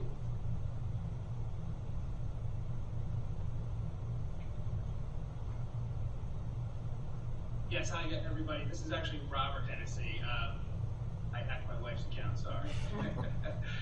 My question, and forgive me because I'm coming in late, but really, how can we be confident, that the existing cleaning crew is actually going to be doing the enhanced cleaning steps? Is there an oversight person who's in charge of that? Lest we forget, we had to close the district down for a few days because of a stomach flu. So this is obviously a few rungs above that. We had to do that more. We had to do that more for hysteria than we had to do for the actual cleaning part. But I'll let Mr. Janarone address that. We do have a director of facilities, and we do have head custodians in each supervisors in each building that do inspections and are in charge of this. And as I stated, we've brought in additional training from our custodial supply vendors who are well versed in cleaning products and techniques, and we've started that training and we'll continue that training throughout the summer and throughout the year. Could you elaborate on the additional products and techniques that are going to be implemented above the standard cleaning day-to-day that were already in place? Sure. And if you look at Appendix G, you can reference on the attachment in the meeting. In the plan. But so on Wednesdays, for instance, and there's a whole write-up on this, but during the day, we'll be, normally our cleaning takes place at night, so our night custodians work from basically 3 to 11 at night, and that's where the major cleaning of all the building happens. But we will be doing enhanced cleaning during the day. Frequent touch points are detailed all in the plan. Water fountains, light switches, additional bathroom disinfecting during the day, playground disinfecting, and there's a whole list in the plan. So yeah, many of those details have been reviewed with the staff, and we'll continue to do that. As I mentioned before, we've purchased additional air scrubbers, air cleaning. They're called hydroxyl air scrubbers that will work, just exchanging air and cleaning the air without the custodial staff. We electrostatic sprayers that can spray the disinfectant more quickly and more evenly. So we've tried to do many little things to try to help our custodial staff and the structure that we have in place now. All right, thank you very much for that. One follow-up question to this. Again, I apologize if this has already gone over. In regards to mask exemptions, is there a process in place where, let's say your student is in a classroom and there's 1 or 2 students that have requested and received a mask exemption? Can we request our child to be moved to a different class where there are no mask exemptions? Because I just feel, listen, everybody in the building needs to be wearing a mask. If you can't, then that's just it's tailor-made for virtual until you can follow that process. Once one exception's made, then another, then another, then another, then you have dozens of people, without a mask, and then the risk, in my opinion, increases. I understand. I don't know that we could say at this time that the question earlier was, will these parents be made aware that there'd be someone in I mean, we have to remember this, the classes more and more will more so than not, the classes will be socially distanced, beyond the 6 feet where students are. To request to another, something we're going to have to talk about internally, because obviously, you have a class of, 20 kids, that's now 10 kids, because, we split them in half, and there's there's a child in there, and now, you know, a bunch of kids want to move out of that class, it throws off the whole balance, you know. So it's certainly something that we have to think about, but I can't say right now that we will or won't. Right. My concern is I can't go to a restaurant for an hour, so. Right. Believe me, we've been asking that question. Trust me when I tell you, we ask that question to our state officials every day. How can we do this if we can't do that? Trust me when I tell you that, Bo. So it's. Yeah, we are opening schools. Yep. It seems. Yes, we are. Seems contradictory. I'll just leave it at that. Oh, okay. It is. It doesn't seem. It is. I got you. Thank you. Thank you, guys. Appreciate the time. Thank you. Okay, next up is. Hang on one second. Janice just wants to say, go ahead. So can I just ask, I mean, because there seems to be a lot of concern over the cleaning of the buildings, but I mean, I think it goes without saying, but if you get to the point where you feel like we need additional bodies, you'll come to us and say, we need additional bodies, right? I mean, and I think we'll know that pretty quickly. Shortly, if yes. It's not going to work. Yes, Once absolutely. we know how many kids are going to be in person and. Right. Okay. Yep. So, I mean, I think it's just important for us to say that that's the request, that you'll come to us and say, we need more bodies. Good. Thank you. Mr. Dietrich? Alex Hayes is next. Okay. That's the last one. Okay. Hi, I just had 2 follow-up questions, one on busing and one on the masks. I'm not super confident in some of the tasks we're going to be asking our bus drivers to do. That's a lot of cleaning going, because don't these bus drivers go from the high school to the middle school and then the elementary schools? So they have to clean a bus 3 times twice a day, and that's not even including the special ed buses that kind of go all over the county, if I'm not mistaken. So my question is, how are they being trained? From my visual, you know, looking at bus drivers in my area, I'm concerned that a lot of them are elderly, and I don't know if, do they know that that's going to be part of the job? That's a little bit labor intensive. That's a lot of cleaning, and they also have to now be, you know, kind of looking out for kids wearing the masks all day. So is there any consideration, or have we thought of? I know we've said we're not going to have aides on the bus, but I'm just wondering what the thoughts are for bus drivers and how that's going to be accomplished, and then also, won't that add to delays during drop-off? Yeah, yes, it will take additional time, but also remember half the amount of students will be on the bus. So there should be more time because they're only doing, you know, conceivably a smaller route. It may not be half the route, but it should be a smaller route. They will be, because the students will be every other seat, so they will not be cleaning every seat. So they're not going to clean every seat? Well, remember, this is between runs. You know, the custodial staff with the electrostatic sprayers for the disinfectant will be spraying down the buses every day. But we're talking about, like you had mentioned, in between the high school run and then going to an elementary school. So they will be wiping down in between, you know, those runs, but then they will be thoroughly cleaned by the custodial staff, you know, after the afternoon runs. When he said the seats, Alex, he said if I'm sitting in seat 1 and nobody's in seat 2 and you're in seat 3, then they'll wipe down 1 and 3, but they might not wipe down 2 in between runs. In between runs, correct. But at the end of the day, seat 2 will be wiped. Does that make sense? Do you hear it? Yeah, that doesn't sound like, I don't know what the CD is on that. Like, are we, if there's 10 desks in a classroom, are we only going to be cleaning 6 desks because 6 kids are in? I mean, this virus is aerosolized.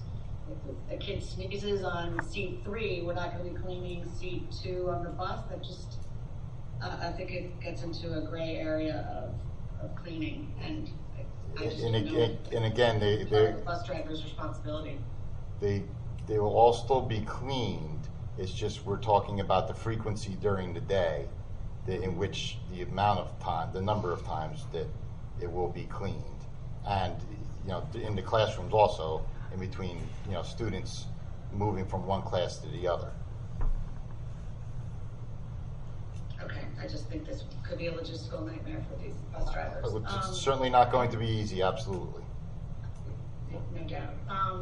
And can you please clarify a little bit more? And I'm sorry, one of the other fathers mentioned how there is on the 83 page, there is that one section that says in a classroom you don't have to wear a mask. And right above that section that he pointed out, it also says something like, admittedly, for the younger kids, we cannot enforce mask wearing.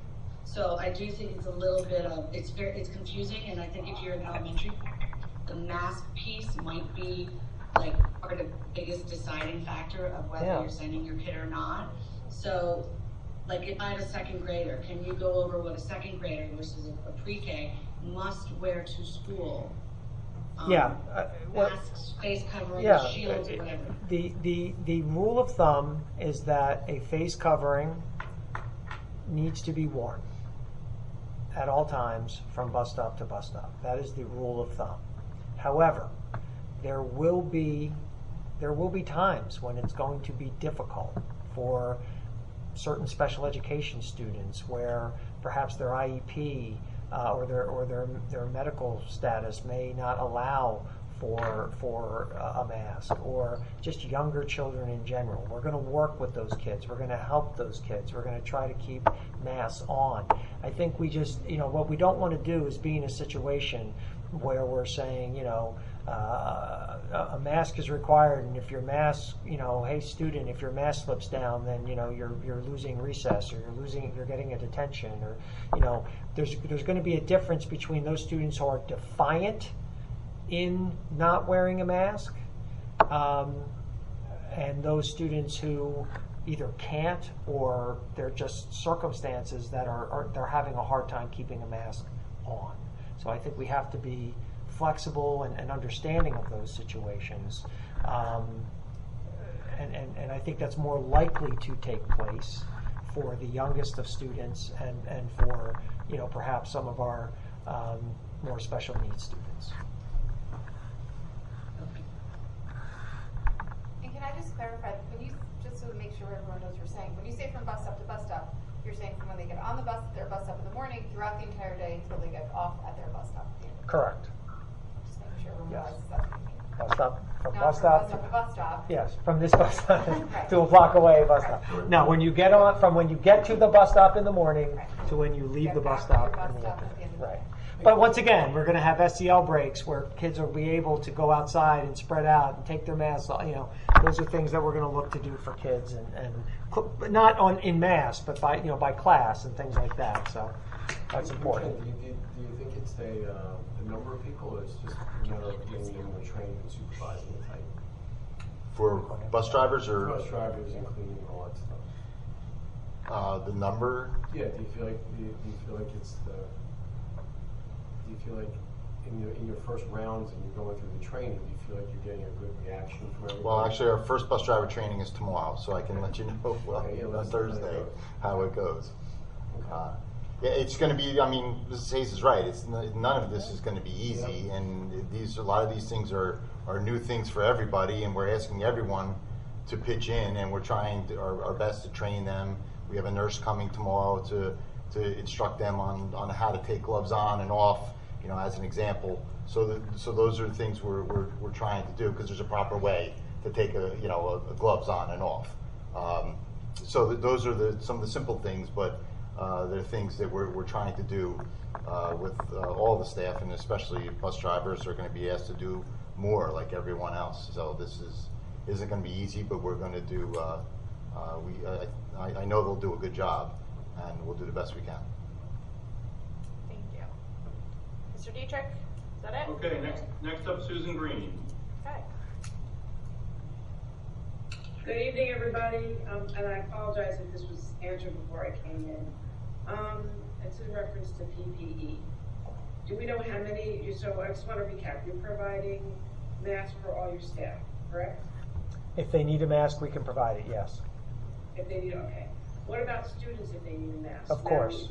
You're defining facial covering, if the family doesn't have the means to buy disposable ones, or we absolutely can provide masks for those who need them, yes. So based upon an estimate, let's say you had to provide each staff member a clean mask every day, how many masks would you need a day? That would be. What, about 600-700? If we gave every staff member one clean mask every And day? they used it for one day. They used it for one day, yep. We do have some cloth masks that are reusable. We have about 20,000 masks right now. Right. Okay, so basically that's almost a week and a half's worth of masks per se? If every single solitary person Yes, needed they one? needed one. And they used it once, And and, they used it no once, one right. had brought any in. And we do have some of those 20,000, some of them are cloth masks. They can be Possibly a reused. day, that's 700 times 5 is 3,500. He's got 20,000, 6 weeks. 6 weeks, okay. And as far as replenishing them, how fast would you replenish them? You know, I'm just going based upon my own personal experience and Sure. not working in a hospital. You sometimes can't get what you need when you need it. Maybe it's something we can also add to at least the teacher survey of how many, maybe we can pull staff. Yeah, I mean, to see how many we think will actually need one on a daily basis. Yeah. You know, they're going to be available, but I also think Sure. that it's the way of life for many Yeah. of us now to be We wearing have them. we have certain PPE on constant order, so you know as things are available, they come to us. So that I mean, it's constantly we're trying to get as many in place. Obviously, once we start school, that'll start being used. So, but you know they're on constant order. Okay. What about shields? Would you be providing shields for staff members? We do have shields for staff members if they choose to wear them but a mask, as we stated earlier, a mask or some type of covering would need to be used in addition to the shield. Okay. All right. That's all. Okay. Thank you. Thanks, Thank you. Susan. All right, Mr. Dietrich, is that it? No. Alrighty. Up to So Cindy then- White. Okay. Quite the introduction, Jim. Thank you. I had told Mrs. McGovern twice that this was the last person, and then people dive into the chat at the end. Two quick things. One is, after we do the surveys and we see who's being bussed and who isn't being bussed, because Alex raised some very real concerns, which are a little more concerning now, thinking that only every other seat's going to be. What if we see that we need more buses? What are we doing about ensuring that our contractors are following the same guidelines that we are? And how do we know that they're going to clean the buses the same way we would mandate the buses be? I would say that we'll cross that bridge when we get there. That would be my answer. I mean, Well, our we do- contract, the well, ones that we yeah. do contract with, it's a contract. They We have to do we what we communicate with them, and Right, but we don't have these provisions in that contract. We've all seen the contract. The contract is only a basic contract, not for pandemic. right. And again, so we will communicate with them, and the contract says that they have to do basically follow our policies and procedures. So we will put that to them to follow. And the other thing is just a follow-up to a recurring thing that I keep asking about, and that's cyberbullying. With remote learning environments, and the fact that there were absolutely zero bullying complaints from March 13th to the last day of school, there has to be some level of concern that we're either not identifying, not reacting, or not responding to cyberbullying. I would like to pretend that it's not happening, but I don't know that we can, with good conscience, do that. And while I know there's more critical issues that we need to address immediately, this is something that we can't continue to leave out of 83-page documents. Okay. Thank you. Thank you. Okay, next up is Rob Hennessy. Hey everybody, I know you're gonna hate me after this, but I'm sorry, I'm having trouble wrapping We're having a problem hearing you, Mr. Hennessy. I can't hear you. If you can start again. All right, can you hear me now? Yes, go ahead. So, in regards to students that will have a mask exemption, as an example was given, someone possibly with an IEP that is unable to wear a mask. My concern is that, that child, and I understand, there are IEPs for a lot of different things, and there's a lot of different circumstances and exceptions to be made, but when it comes to public health, there should be zero exception, because if that student, even if they accidentally sneeze or cough, or even on purpose sneeze and cough on another student and pass this along, are we going to say, well, he had an IEP, so it was okay? I would like to think that our child study teams, as well as our principals, or even administration, will take any requests or any things seriously, and as they will, and they'll go through them and yeah, I just don't think we can guarantee. Right. I think I mean, I certainly understand and share your concern. I'm just looking at it from, first of all the guidelines you see speak of exceptions to mask wearing when there's a medical issue or concern. So I mean, I don't know if there's an answer to your question or concern just at this time. We're requiring masks, but there's going to be exceptions, but I guess what I'm saying is that the exception isn't going to be that I'm going to write in a note to say that my child needs to be an exception to the rule. There's going to be, I assume, things in place asking, wouldn't you need a doctor's note? Yeah, you need documentation medical from documentation, somebody. but it's more so than that. It's not just, okay, I can't wear a mask all day. There's just going to be times when masks are going to come down from a child's face or things like that. It's not going to be a perfect, everybody wearing a mask at all time situation. It's practically impossible to We'll have ensure the that. plexiglass. Yeah, we do have the plexiglass that we can put around the desk, but even that's not 100%. I mean, so we try to create as many layers as possible. The plexiglass wasn't something that we originally had ordered. That's something that's been ordered probably in the last 2 or 3 weeks, and it's coming in already. But it's something that we're learning as we go, and that's why this Jim says this plan is things fluid. become available. Things become available. Different guidance comes in, and it's a fluid plan. And we're doing. Everybody here is taking it seriously. I know there's been a lot of talk about it, but I don't want you to think that we're all saying, okay, if Johnny doesn't feel like wearing one, then he has an exception. That's not the case. It gives very clear distinctions as to when exceptions can be made, and I think we adhere to those. Right.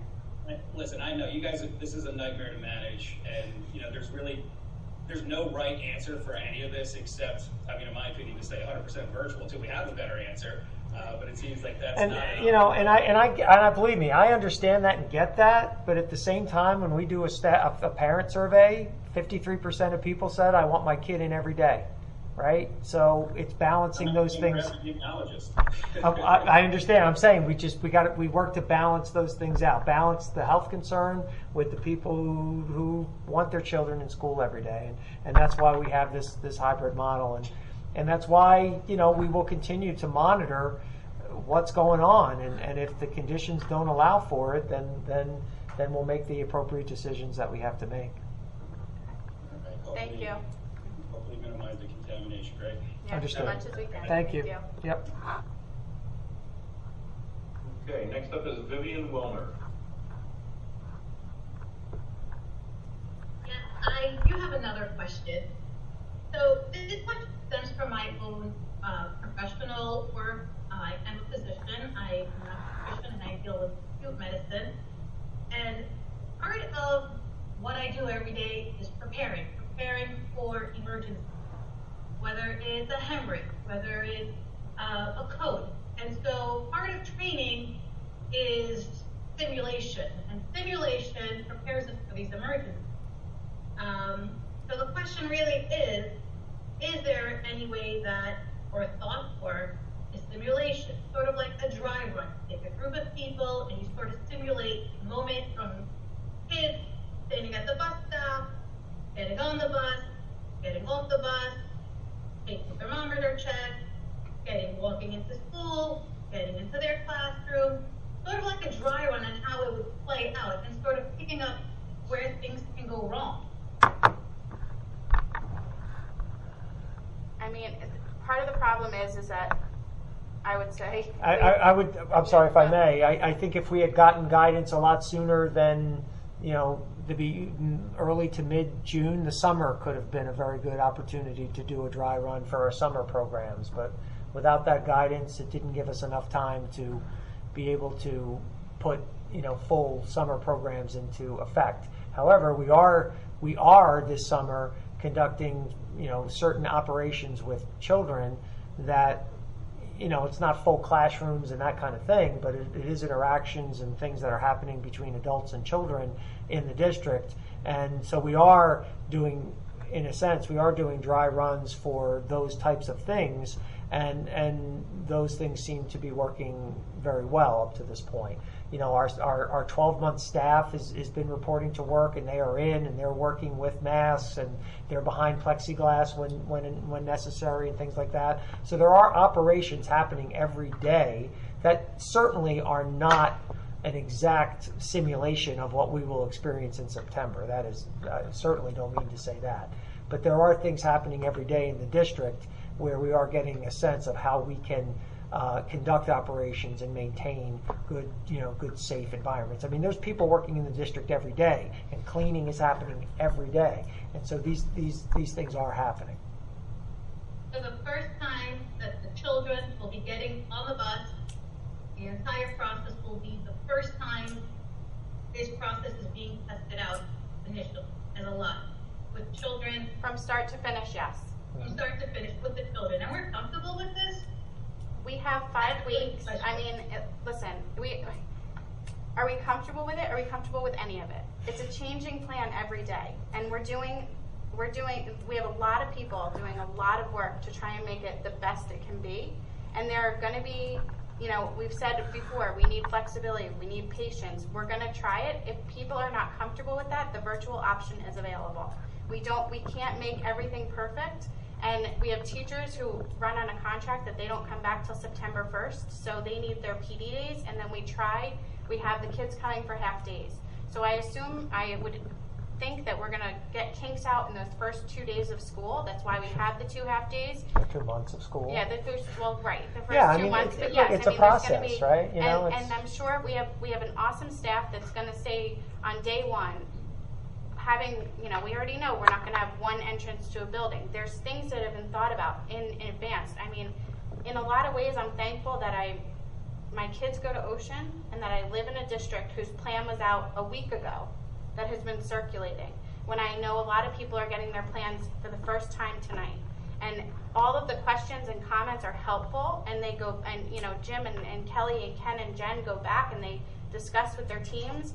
And while it seems like we don't have a lot of things in place, there are tons of things in place. And now with it being able to go back to each building, and while elementaries will be, you know, doing the same thing, while going back to each building is going to let it be even more of a concrete plan that's going to be out. And you know, we talked to staff yesterday. Jim had a meeting with him. I was on it as well. We were having FAQs with the staff every week. We could be here. We were here last week till midnight. We could be here all night with what ifs, and I appreciate exactly what you're saying. I wish we had the time and the ability and the staff and the kids to say, come on over today and let's do a dry run, but it's just not a feasible thing. I appreciate what you're saying, but it's just not feasible. So, and this isn't the end of the conversation. This is definitely not. You know, the conversations and the plans and everything continue up until the last. And I would really encourage people who have specific questions. Reach out to If it's building questions, ask your principals. If it's more broad questions on facilities or cleaning or anything like that, or even specific questions about cleaning or anything like that, reach out to Mr. Janarone. If you have concerns or questions about any other specific part of the plan, go to Dr. Stefankowitz. You can email myself. I'm the board president. You can email me up there, and I can put it. If you say I don't know where this email should go, you can send it to myself. If you can't get Jim for some reason, which he's always available, you can send it to us, and I'll send it to the right person. We're really trying to be as transparent as possible and trying to take everybody's comments in stride, but some what ifs and stuff we just unfortunately don't have the exact answer to at this time. Kim, Can I ask, when should parents expect to hear more building level specifics with some of the logistics and things like that, which Yeah. need to be worked out? Do we have a target date when we think some of that information will come out?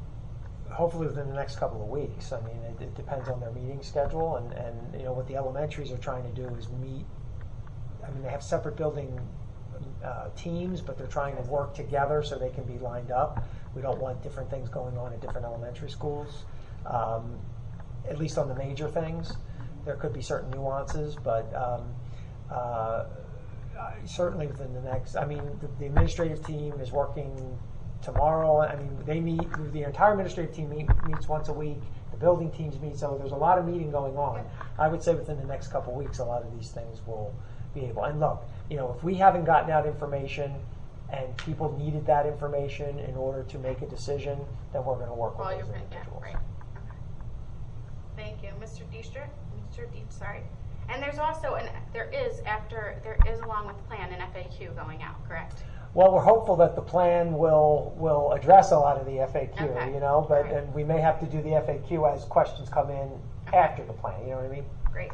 But we're hopeful that parent-friendly document, We'll have the it. synopsis, will really answer the I question. mean, I know that the As many spring questions virtual as plan. possible. I know that the spring virtual plan, I think, was excellent, and I'm sure this one will be even better. I think the parents were the feedback I got was that PowerPoint that went out was very easy to read and helpful. Yeah, so that's the idea, to Right. create something that is Understandable. user-friendly. Yes. Okay. Mr. Dietrich. Sandy Miller.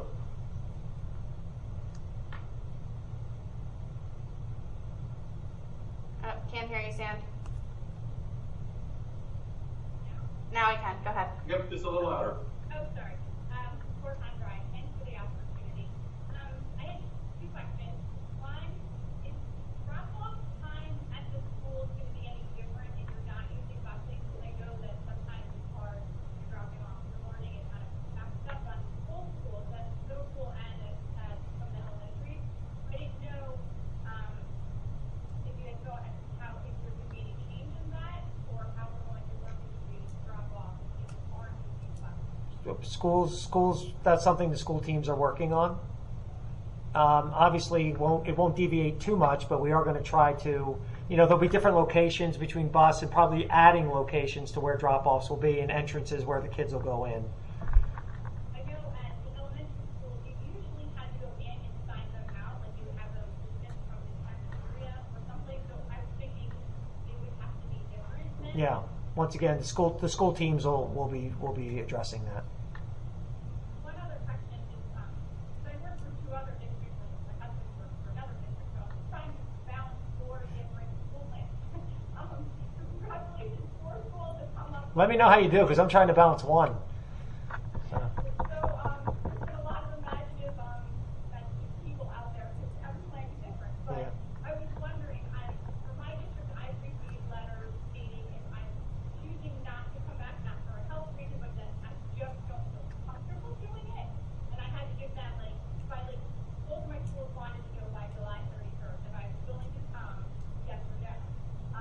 Have we sent anything out to our staff asking if they're able to continue, and have we had staff say they can't come back, so we have enough staff to cover everything?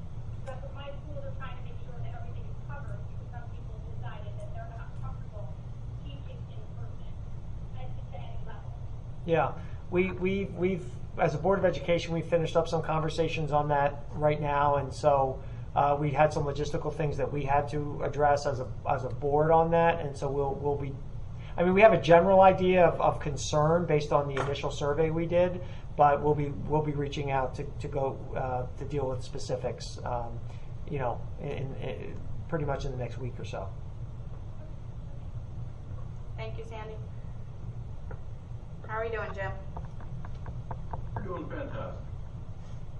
Next up is Mike Riley. Go ahead, Mike. Hi, Mike. Hey, everybody. Okay. First, I want to just open up with thanking Jim, thanking our administrators. I keep hearing rumors that the summer has started, but I get to see it. Yeah, let me know, Mike, if you see it. I know. Okay. You and I, Jim, you and I have been speaking regularly. You're talking to other districts, superintendents. I'm talking to other districts' presidents. To say that we are the only district struggling is certainly not even close, but there's a lot of problems all around, and I just really do appreciate the board helping out with everything and just everybody kicking in. It has been hours and hours of effort, and there's still hours and hours to go. We have a lot of issues crop up daily. We can't forget that many of our staff members, myself included, are in the danger zone of this illness, and if we were to get it, it would not go well for us. So we do appreciate everything being done and plans that are being made to open. We have to eventually. That's just reality. But I do appreciate the fact that we have also prepared for the idea that we may not open for various reasons. So I do want everyone to know that we have a long way to go. Jim, you and I both know that, from various conversations. But one way or another, we will work together to get the best plan we can in place, and that literally is the only goal we have. So I just wanted to say thank you to everybody, and hopefully we will put common sense in first, safety in first, and have a solid resolution come whenever. Yeah. Right, so thank you very much, everybody. Yeah. Thanks, Mike. Yeah. And I let me thank you and your team, Mike. I think we've had great communication and collaboration thus far, and we haven't solved all the problems yet, no doubt about it, and there's still a lot out there. But what's key is that we're communicating openly and candidly, and I think as long as we continue to do that, we're gonna be more successful than not. So thank you. Absolutely. Jim, do we have any people who haven't asked questions yet in the queue? We do. Allison Oscon. Hello, can you hear me? Yes. Great. Hi, Allison Oscon, High Ridge Road over in Wayside. Just a very quick clarifying question. You mentioned the plexiglass, but I think a lot of us missed how or where that was being used. Just curious, it might still be being determined, but we've ordered about 1,500. So on a daily basis, we're going to have about 1,500 kids, give or take, in. So I mean, not everybody. We're not envisioning, as long as kids are masked, that they would necessarily need to sit behind a plexiglass, but we do have them if there's a situation where there is a student who's having a hard time keeping their mask on, or there is a student who can't wear a mask or something like that, that the plexiglass can be used as a layer of protection. Staff members who wish to have another layer of protection on their desk could utilize it. So it could be utilized, in a lot of different capacities. okay. No, I appreciate that. I just wanted to make sure it wasn't mandatory because that would be a No, different not okay. no. Okay, great. No. Thank you, and thanks for all that you're doing. Thank you. Thank you. Okay. Mr. Dietrich, are we? We have one last question. Alex Hayes had a follow-up question about childcare. Go ahead, Alex. Sorry, I'll be quick. Because I don't think anything has been mentioned yet about Project Extend and what are we doing for? You said you were going to be reaching out to the rec department to see if maybe there could be some creative solutions. Yeah. Just for point of reference, I don't know if some of you saw it. I posted on Facebook how many people are teachers in this area, in this district. I mean, how many Ocean Township residents are also Ocean Township teachers, and then how many Ocean Township residents are teachers elsewhere. And a lot of teachers and/or essential workers are just not comfortable spending $15,000 a year on childcare because they have to find childcare for 3 days a week.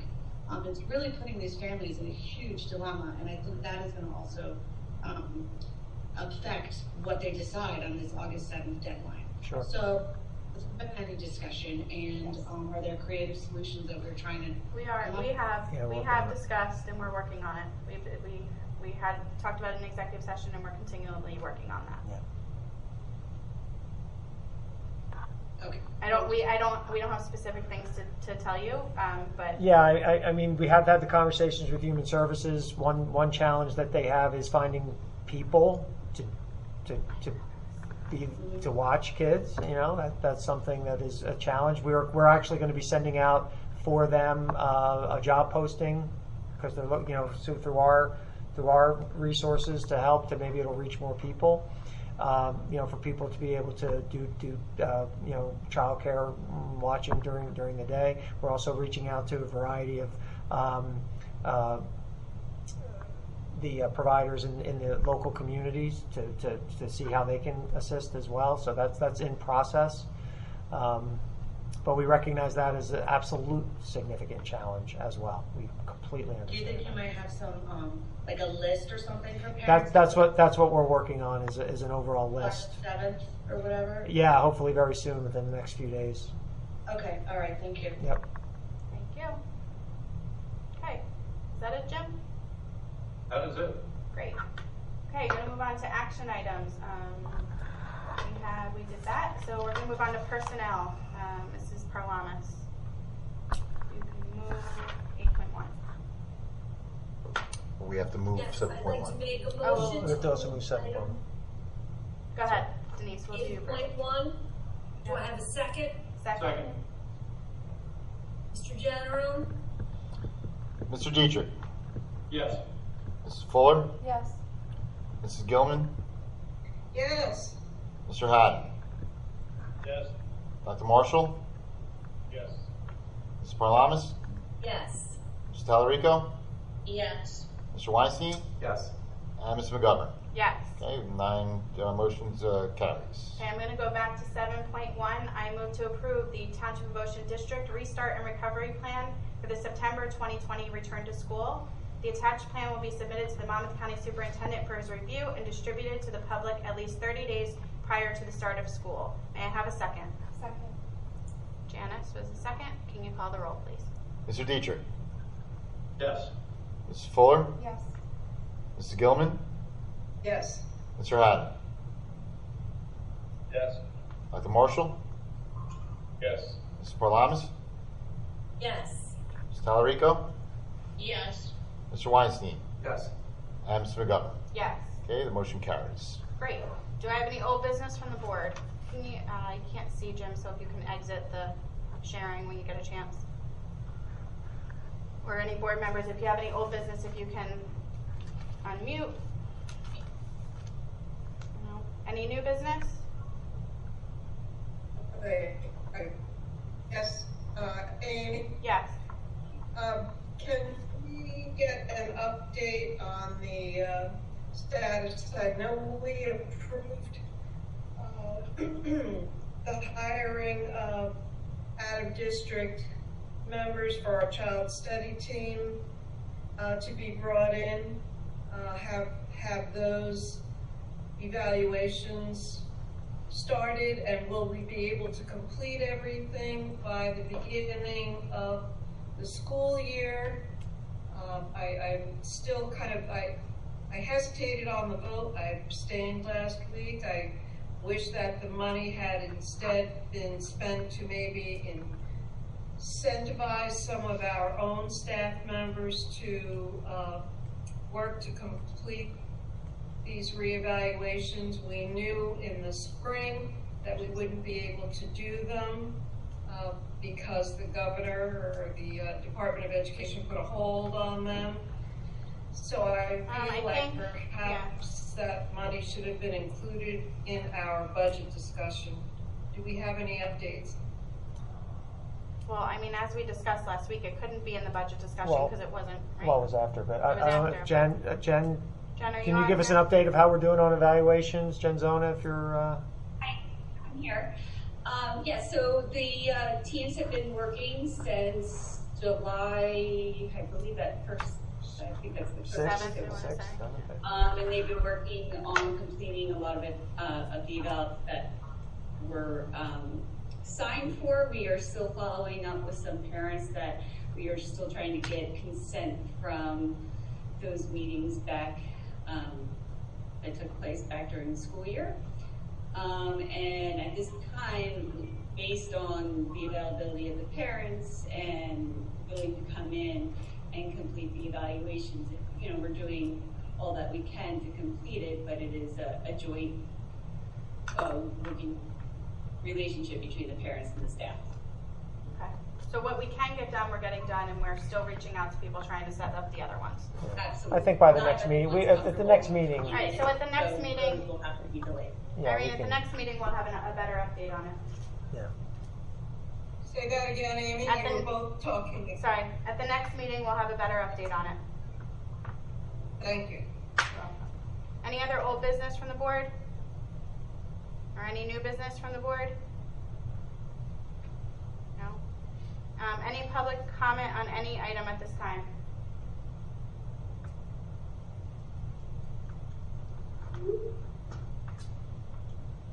Mr. Dietrich? Nope. Okay. So seeing no comments at this time, can I have a motion to adjourn? Motion. May I have a second? Second. Second. All right, we're adjourned. Thank you, everybody. Thank you. Thanks. Mr. Riley, enjoy your summer. Next year, enjoy your summer. Yeah.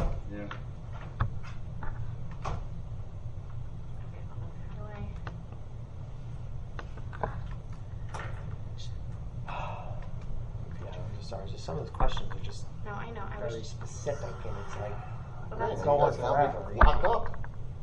that's why I went Like on they my, should just, you know, people should just contact the building or contact I the don't know. principal. Are we sure we're off? I mean, I left Are the we meeting. off? Well, Jim ended the meeting. Yeah, we should. We- Listen, I